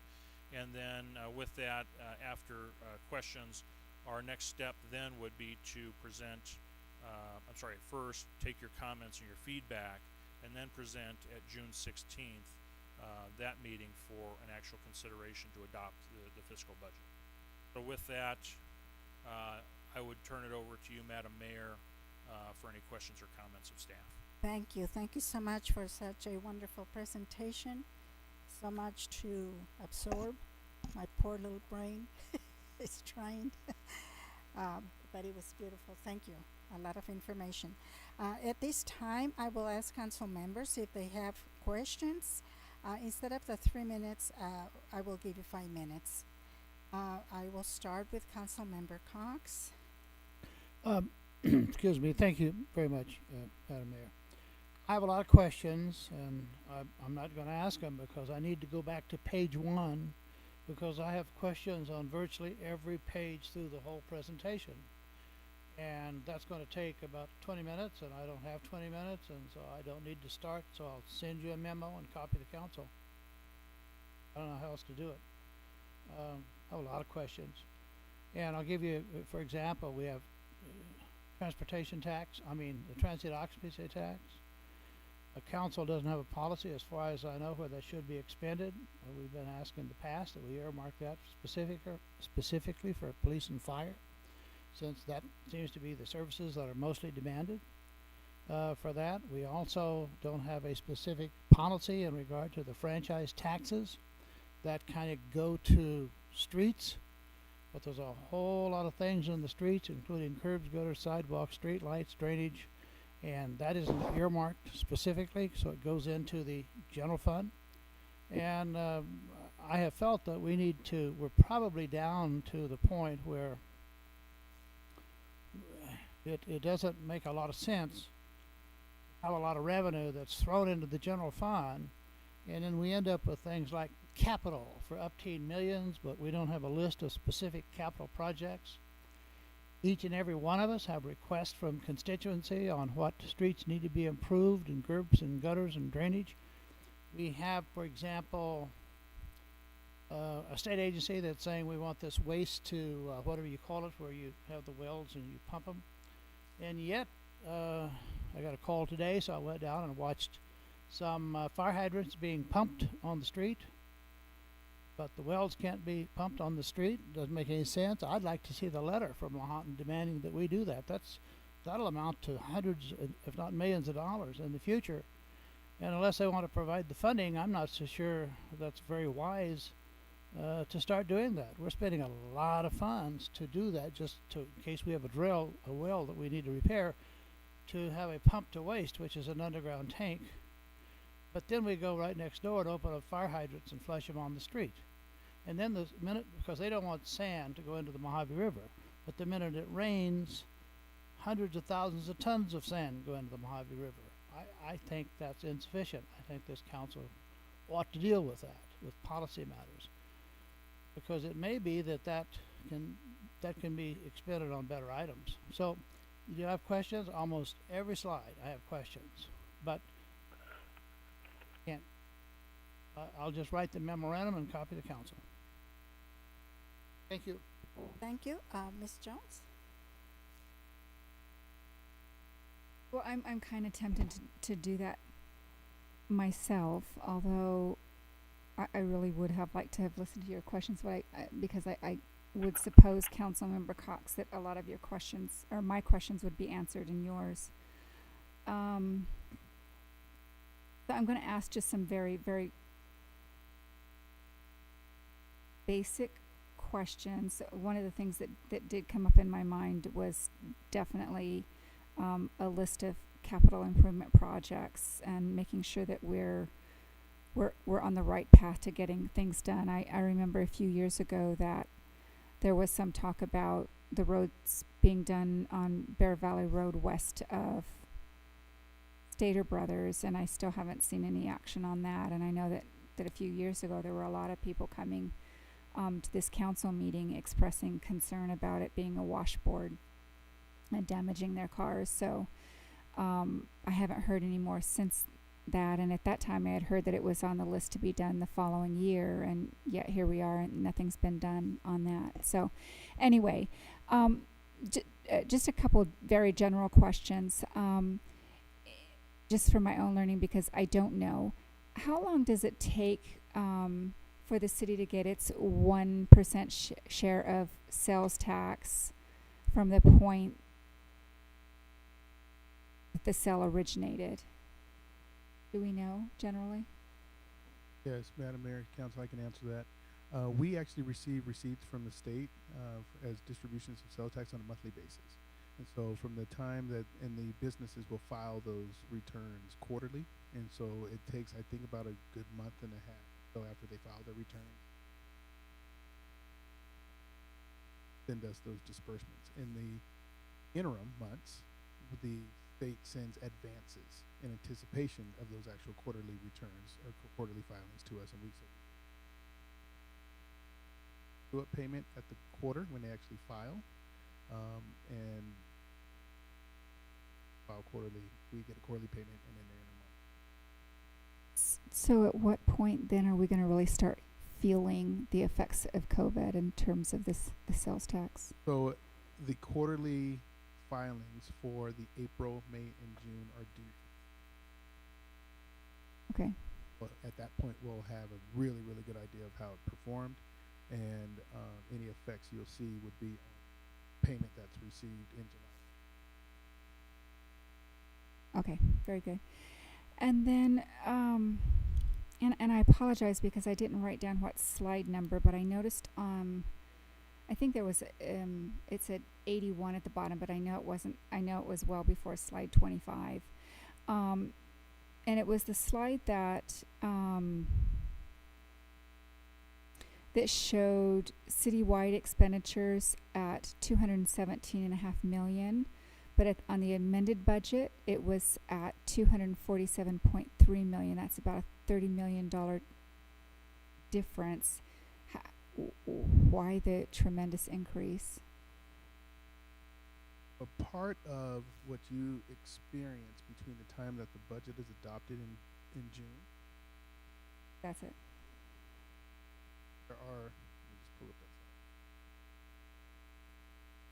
slide. There are a variety of different adjustments that are taken to council, but the biggest adjustment is what we define as our carry forward budget. And so any projects, any actual capital project, and it's primarily capital projects, any capital projects that were in progress during the prior year that were not completed and actually funded in the prior year are then carried over in the form of a budget adjustment into the next year. Because that's where the expenditure took place. Yeah, so the Gotcha. expenditures are actually going to take place in that subsequent year, so we move the budget with it. So that would make up the bulk of that.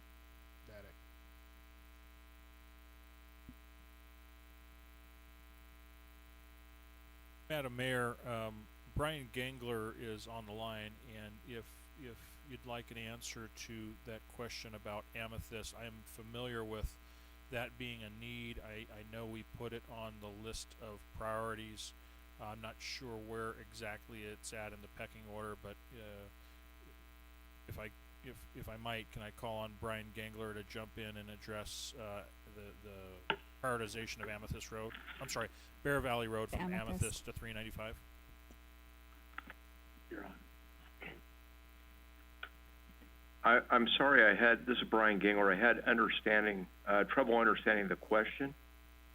Brian, the question is the road improvement project improving Bear Valley Road from the stretch of Amethyst to 395.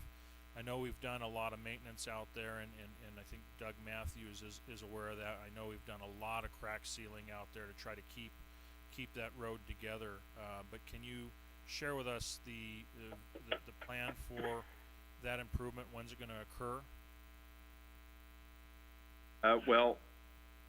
We did a cash flow analysis of our Measure I funds, and that project is not proposed to occur in this coming fiscal year. We have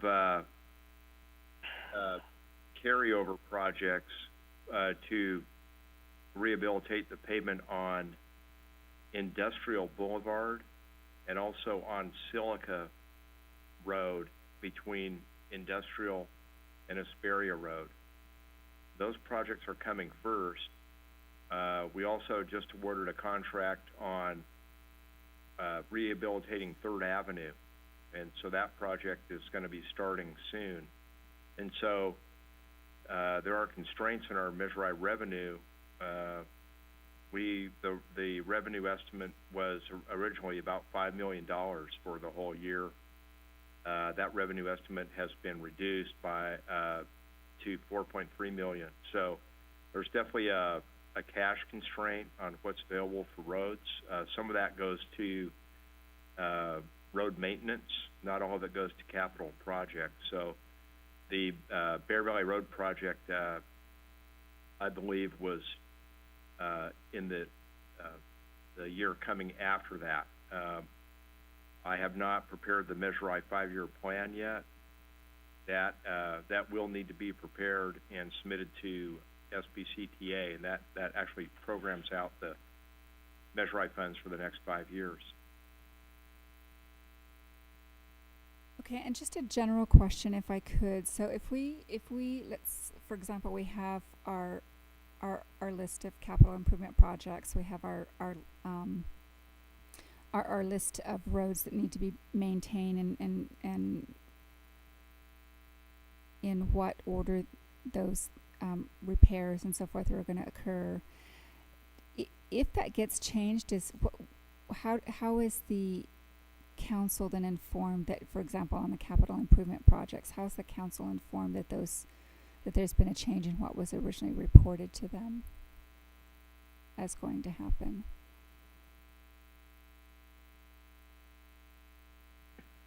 I'm having trouble understanding the question because there is an echo, and Okay. someone may need to repeat it. Sorry. Okay, so is this any better, Brian? Would it be better if I came into the council chambers? Yes. Yes. Okay, I will do that.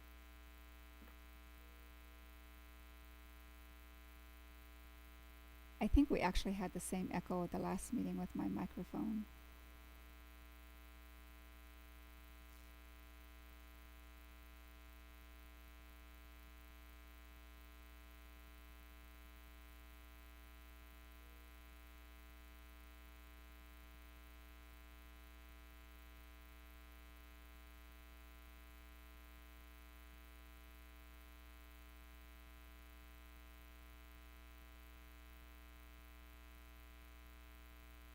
There has been a conversation about that Circle Road, and we're monitoring it. It's still a private road.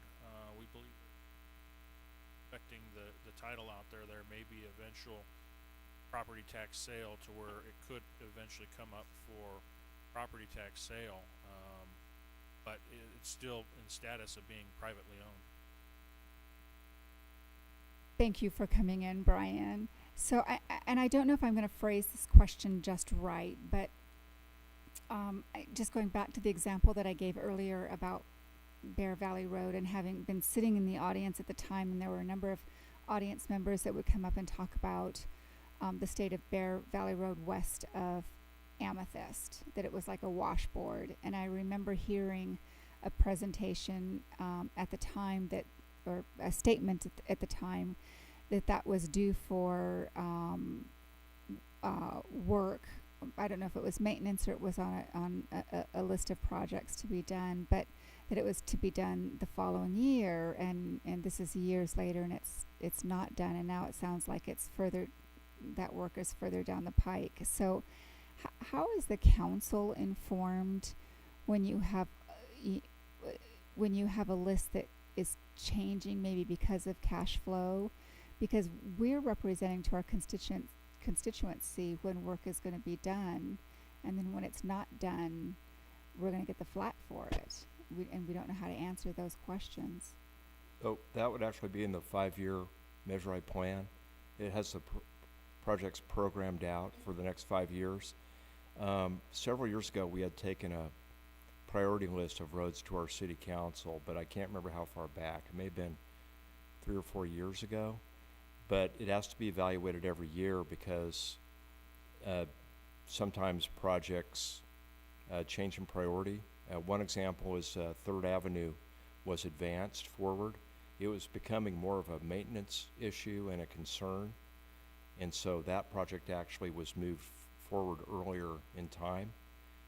So sometimes the reprioritization may happen due to a issue like that.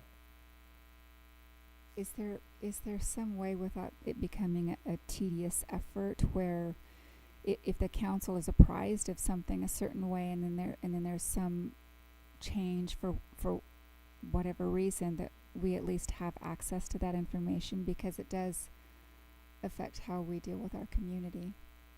Yeah, in the example of Third Avenue, that was in the approved budget for this year. A good But it isn't, but I recognize that, but if someone doesn't point out that this went from a priority here to farther down on the list, we might not catch it. And that might make a big difference to our community. I think the 5-year Measure I plan is probably the best document to refer to as far as the projects that are programmed out in the future. Does it, and I apologize for belaboring this, does it show what the plan was and how it's been changed? Or does it just show what's going to be? You would need to look at the Right. plan before and compare the two Right, plans. okay. We could point out the changes if that'd be helpful. If the council is inclined on that, it would be helpful. I think I'm going to leave it at that, because I have a feeling that Councilmember Cox's questions, I'm going to have all of mine answered within his. So that's all I have for now, Madam Mayor. Thank you.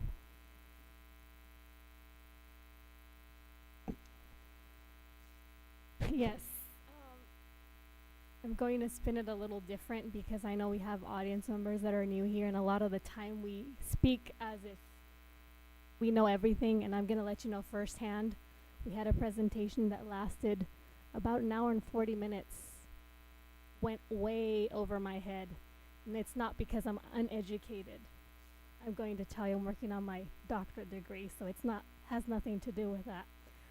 A lot of the time, one of us or many of us feel excluded with the participation, and workshops are supposed to, in my understanding, bring us closer to how we can be more participatory. However, in my tenure here for the 4th year being elected, I've realized that the decision makers are not the council. It's really the people who have been here 20 and 30 years, who have been hired by management, and they're the ones that ultimately make the recommendations and are there toe-to-toe, knowing exactly what's happening. So we're just over here kind of like trying to figure it out on our own as well, and it makes it very difficult when we're limited to probably 3, or we have an extra 2 minutes for a presentation that took over an hour and a half.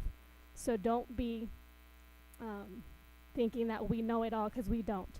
So as many of them are going to be supplying the information for questions, so have I. There is a way that we can be more conversational. It was more unilateral. It wasn't even bilateral, where we could ask the questions because they could be lengthy. But at the same time, the power of the chair is to extend and make it a conversation. But sometimes individuals can be unwielding the information, and maybe you get to know too much of it and be too participatory. That's just my personal perspective. So it makes it very tough for trying to be more inclusive and engaging, not only to the general populace, but to teenagers such as yourself, 16, 17 high schoolers. And so I'm using my comments real careful here. And that's, as an authority figure up here, I want you to understand that a lot of us are going through, we don't know. We're trying to understand these figures. There's 81 different budgets. It's almost difficult to understand how we can have discretionary over general fund budgets, which is for police and fire, and 62% of it takes up this amount, but then you have all these other funds. And so in the past, I've asked to have workshops for the general public and for ourselves if we wanted to be a part of it. And at one point it was a yes, but for whatever reason, maybe staff cut back or whatever, it didn't go through. So a couple of my things for feedback is, to implement workshops for the general public. The general public would like to be a part of this budget. Sometimes they probably don't know how to. They don't have the technical jargon. A lot of these terminologies like unencumbered and so forth, financing, can go over a lot of our heads, and we don't have even the glossary to go back and look at these pages. So it makes it uncumbersome as well. So I know we have the June 16 meeting, and we're going to have a public hearing. I just feel like perhaps it's a hearing to include you more, but I'm going to tell you that being here for 4 years, I don't feel very included myself. I still feel like I'm trying to understand how to fit in with a class of categorical people that have been here for a very long time, and perhaps with their experience. I'm coming in not too much experience with the business world. Mine is more the educational world. So I'm very different when it comes to that. Lastly, that what I would like to let the public know is truly we have different perspectives, but we want to include you. We just use a different narrative. So hopefully from now on, you know, slowly as the tides turn and the elections come in and replace and place people here, we will begin to understand that as you sit over there, you might think that we have it all and we have the access. It just doesn't work that way. You'll quickly realize that you have to learn on your own. And the way you're learning right now is the way that a lot of us have to take in the information. You We're have 30 voting seconds. for this information. So when it comes to the storm drains, the special revenues, the street lighting, local transportation, the Measure I's, DIF, LMADs, DFADs, and all of this in itself, it's so much, but that, believe me, an hour and a half will never be suffice for someone who's coming in to fill in shoes to help you try to make the best of your money to really give out the best interest of yourself and not myself or a group. Thank you. Mayor Pro Tem Ramirez? Do you have any questions? Yes, I'm still here. Okay, you have 5 minutes. Is it my turn now? It sure is. You have 5 minutes. Okay, thank you very much. I first would like to say thank you for everyone participating and giving us so much information. Sometimes it's wonderful to know all this, but sometimes that also creates a problem. My concern is the impact of the virus on the city of Victorville. And as I was listening, we have a deficit of 1.5% drop. And I would like to ask George, how much money is that actual deficit? Not by percentage, by actual dollars. So George, can you tell me how much money are we short because of the impact of the virus?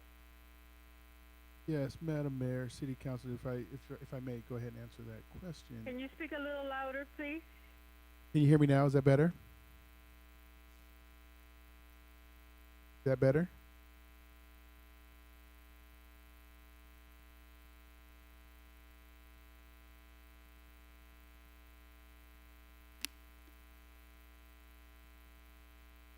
I didn't hear an answer. Did you give me an answer?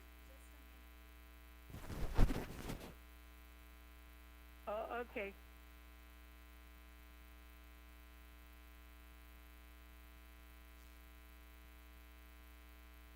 Pro Tem Ramirez, can you hear me now? Hear me now? Rita, can you hear A me? little. You're a little better, but not very loud. You're Okay, clear, but I'll not loud. talk a little closer to the microphone. But in essence, the major impact from COVID on the general fund revenues, particularly, is about a 15% reduction in our sales tax. And what's going to be experienced in the current year, not necessarily next year, is about a $3.1 million loss in sales tax compared to what we expected when the council approved the mid-year budget amendment. And so in real dollars, like you requested, the current year is going to be at about 3.1 million, and going into next year is predicted another 1.5.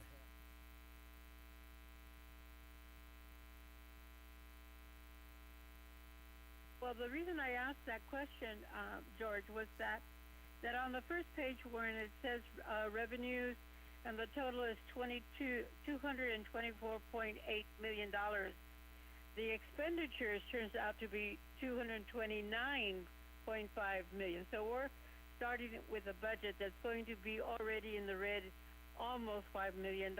And I'm wondering and concerned because of the fact that the expenditures that we spend, even in the new budget, is personnel and operation and maintenance. So when we start looking at the fact of our employees and we start already in the red, my concern is, do you think we can make it up? Now, you say recovery is, would be possible, hopefully, by the first quarter, which is, July and August. So, I'm guessing that we have enough reserves to carry us into the new budget.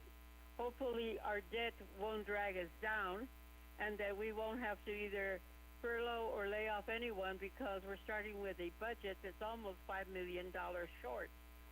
And when I say that, I'm concerned because looking at expenditures, I see that administration has a 15% change in the budget.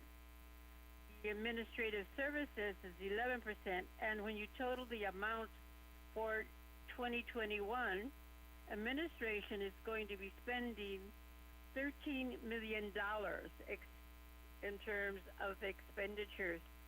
And I'm looking at the fact that if we're going to have to make up a deficit and start with a budget that's already in the deficit, short $5 million, are we going to start looking at being a little more fiscally stable and sound in terms of our expenditures? Because I certainly wouldn't want the city to be in the red. And just so that people say, well, don't start with my job. Well, the best place to start is at the top and work down, okay? So if we're going to cut, let's look at what services we have to.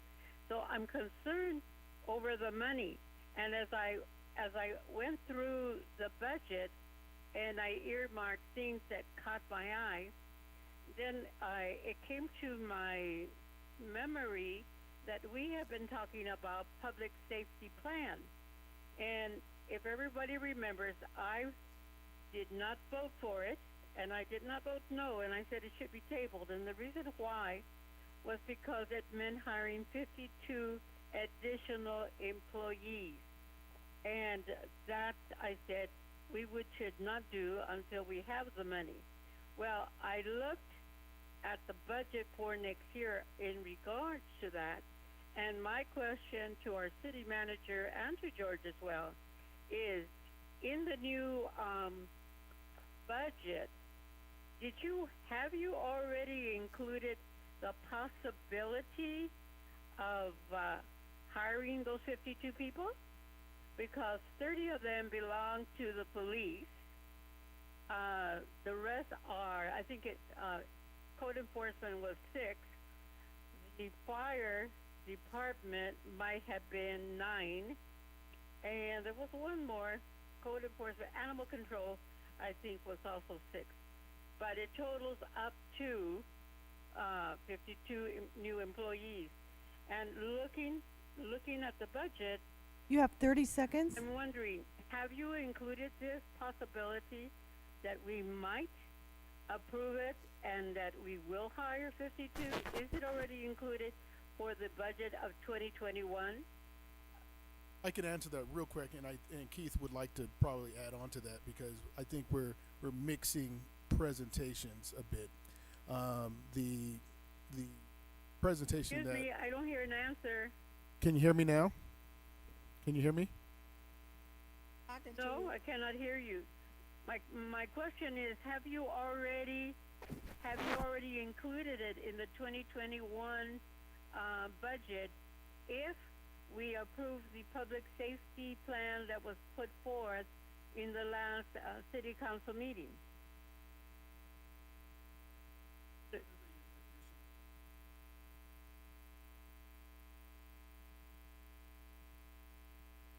Okay. Now, I remember that we took the golf course and we put it under parks.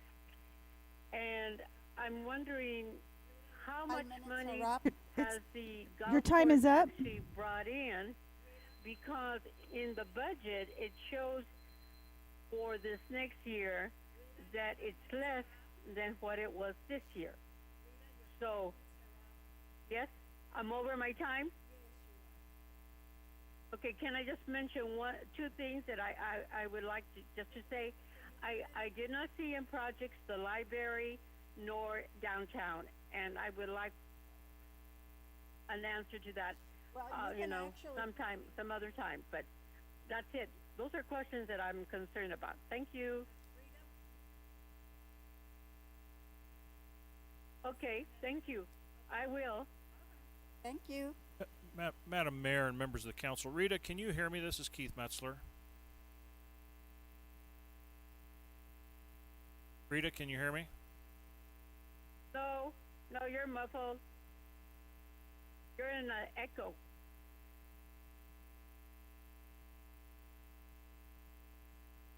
But I will write my questions down so let me say, to keep our city not in the red. I'm for the public safety plan, but not if we don't have the money. That's what I'm concerned about. So thank you for the opportunity.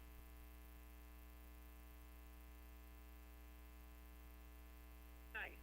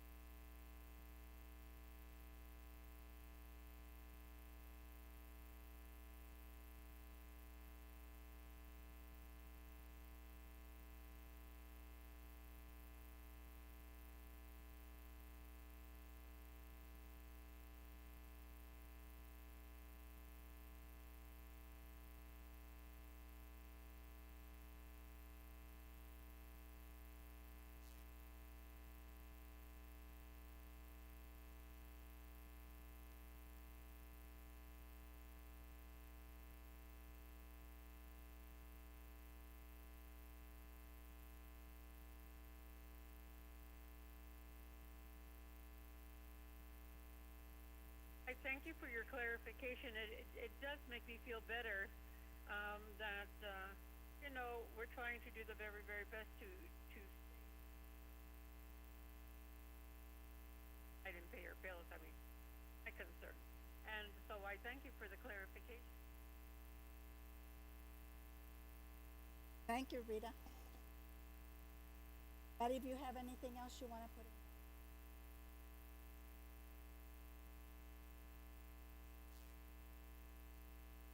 Okay, I did have a question on capital improvements, the difference in dollars, but that one was answered already. I also have a question on lighting, but I will put it in writing and submit it. Bear Valley Road and 395, I did have questions on that, but now I see that it is a part of the 5-year plan, so somehow that answered my question. And it will also be addressed, I believe, when Mr. Gangler you an answer. Is that correct, Ms. Jones? Was he supposed to address that to you? I think he, thank you for asking. I think he pretty much did. I think it just sounds like it's incumbent upon us to compare the changing 5-year plans to see what project might have changed in priority. The only thing is that we don't know Right. what happens. Correct. We just know that it's part of the 5-year plan. Correct. But it would be easier, or we would appreciate knowing when the changes. And what I will do as staff is I will look into prioritizations. I understand how the priorities are made, but I'll look into specifically how do we call attention to any of it, how we're highlighting with the council. Yeah, and just an update on it for us so that we understand the reasons behind it. Thank you. There's no motion or second. This was just at the discretion of the council, so it was just a presentation. Is that correct? Madam Mayor, I do have a question, comment if I could. Thank you, staff, for the presentation. I want to clarify something. Nowhere in Excuse this me, Jim. I'm sorry. Madam Clerk, we still have additional 5 minutes for each one, correct? If, at the public comments, if you choose to do that, yes. I mean, at the, not public comments, I'm sorry, council member comments. Have additional 5 minutes for each one. Mm-hmm. I just wanted to point out that nowhere in the presentation did I hear the words furlough or layoff. Nowhere. That came somewhere out of left field that has nothing to do with this proposal. I want before it hits the newspaper, it's contemplated. It is not contemplated. Secondly, we don't have a budget in the red. It is illegal for the city council to adopt a budget in the red. They simply has to cut something. So I want to clarify some things get said and have taken out of context, leave the wrong connotation.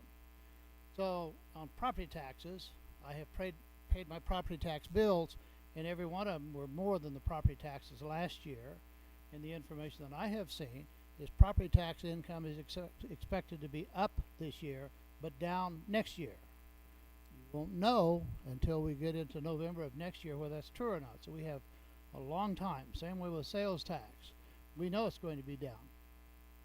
But if there's any fear of any kind about adopting a budget in the red, we're not allowed to. Very simple. You use the reserves, you cut expenditures, but we're not allowed to. I just wanted to clarify that.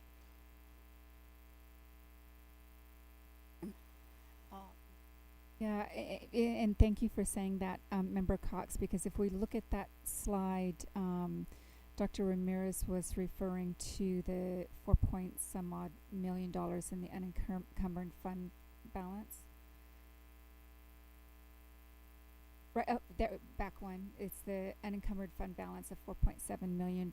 So I'm wondering if it would be helpful to explain that further, because that gives the appearance that we're in the red, and so maybe it would help if we clarified. I think that we had the same discussion last year during the budget, but it might be helpful to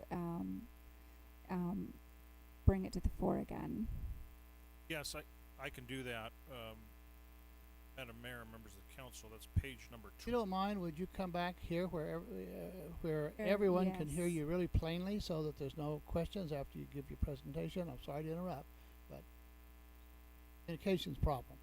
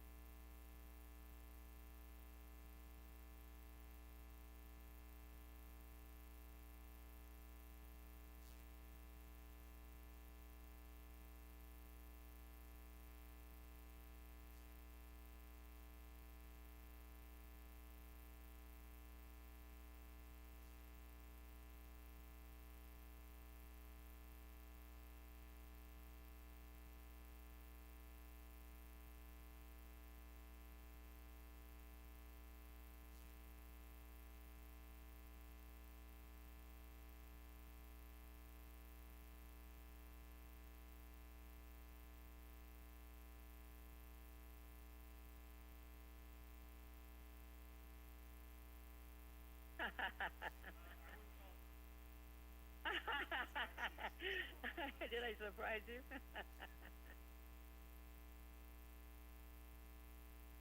Yes, of course I did understand. Thank you, Mr. Metzler, I appreciate it.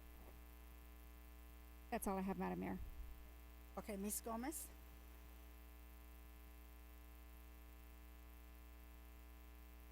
Thing briefly that I had. So the budget is a very important document that we have discussed today. It's in order to create a plan, but clearly the plan has already been preset, and then we're just kind of like extending or doing incrementalism, which is adding and looking at different deficits if there is, as it was explained right now. Really, what we're doing or hoping to do is to ensure that we have enough things that are potentially needed so our community hopefully comes first for whatever is important. I say this with an emphasis because community involvement is very, very important. If you take maybe just 5 seconds to look around this room, you will begin to see how many people from the actual public are here. You may not know, but a lot of us here have to be here because we're either elected or we appointed people. So you might find one or maybe two of you are here. That speaks a lot about the decision-making process of what's in this room right now.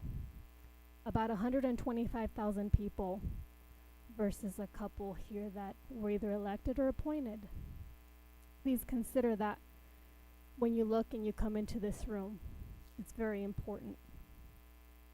So a lot of us are either staff, like I said, or we have to be here, or we get paid to be here, or else probably wouldn't be here. With that in consideration, remember that if you're the sole person that's here, you are so valuable because you don't know the difference that you have in the power of making that change. You have a lot of following. Make sure to use it and make a change, because once we're here and we're status quo, we don't see anything outside of the realm of here. We fail to see other people's perspective, and it's so important. Muy importante. Que si tú estás aquí, pongas mucha atención, el cuarto alrededor, quién está y quién no está. Mi interés es muy diferente al tuyo y al de ella, y al de aquel señor y el de aquí. El dinero es el que hace al perro bailar. Fíjate cuánto ganamos y cuánto aportamos a este lugar. Y cuando oyes esas vocecitas, ponte a pensar quién está a tu lado, si es que te quieren apoyar. Muchas gracias. Mayor Pro Tem Ramirez, you have 5 minutes. All right, thank you. I also don't have anything else to add on to this. I think everything else has been discussed, and my additional questions will be put in writing and submitted. Or do we have something else, maybe? Mayor, our intent solely tonight was to give you a preview of hard work that the staff had put into and actually drafting a budget for you. Certainly we wanted to hear, well, let me first say, we draft these budgets based upon our view of the council, what we've heard from the council, and then of course we make recommendations to you as the council, which is our role. And tonight is about trying to get your feedback as to anything we'd like to see differently about how we would present a final budget for your approval June 18th. Maybe just drawing comparison to last year to this year, we're in slightly different position, because I think this time last year we actually identified a meaningful amount of money that we called discretionary, because we actually had started this fiscal year believing it was going to be a good fiscal year. So we actually established a discretionary amount for the council to literally pick and choose what it thought it wanted to take on as additional discretionary project. Different this year, of course, because of the environment that we're in with COVID. But had we not been in COVID, I do believe we'd be in a similar. We're able to recommend you a budget that would be responsible to properly run those 81 funds, but then also identify for you anything that's discretionary that we council to take on additional public service. Not there today. We're hoping, of course, that things get better, and if things do get better, then obviously staff would come back to you and share some of those perspectives with you, so that you can make decisions about how to spend some of those discretionary funds. But our role really here is to present this to you based upon our professional recognition and responsibilities to each fund. Ultimately, you're the policy decision makers. Back to you. Try not to make too many tweaks. Of course, if we, from the questions and comments, we have to adjust based upon the feedback that we get from you, we'll certainly do that as a part of what we present on.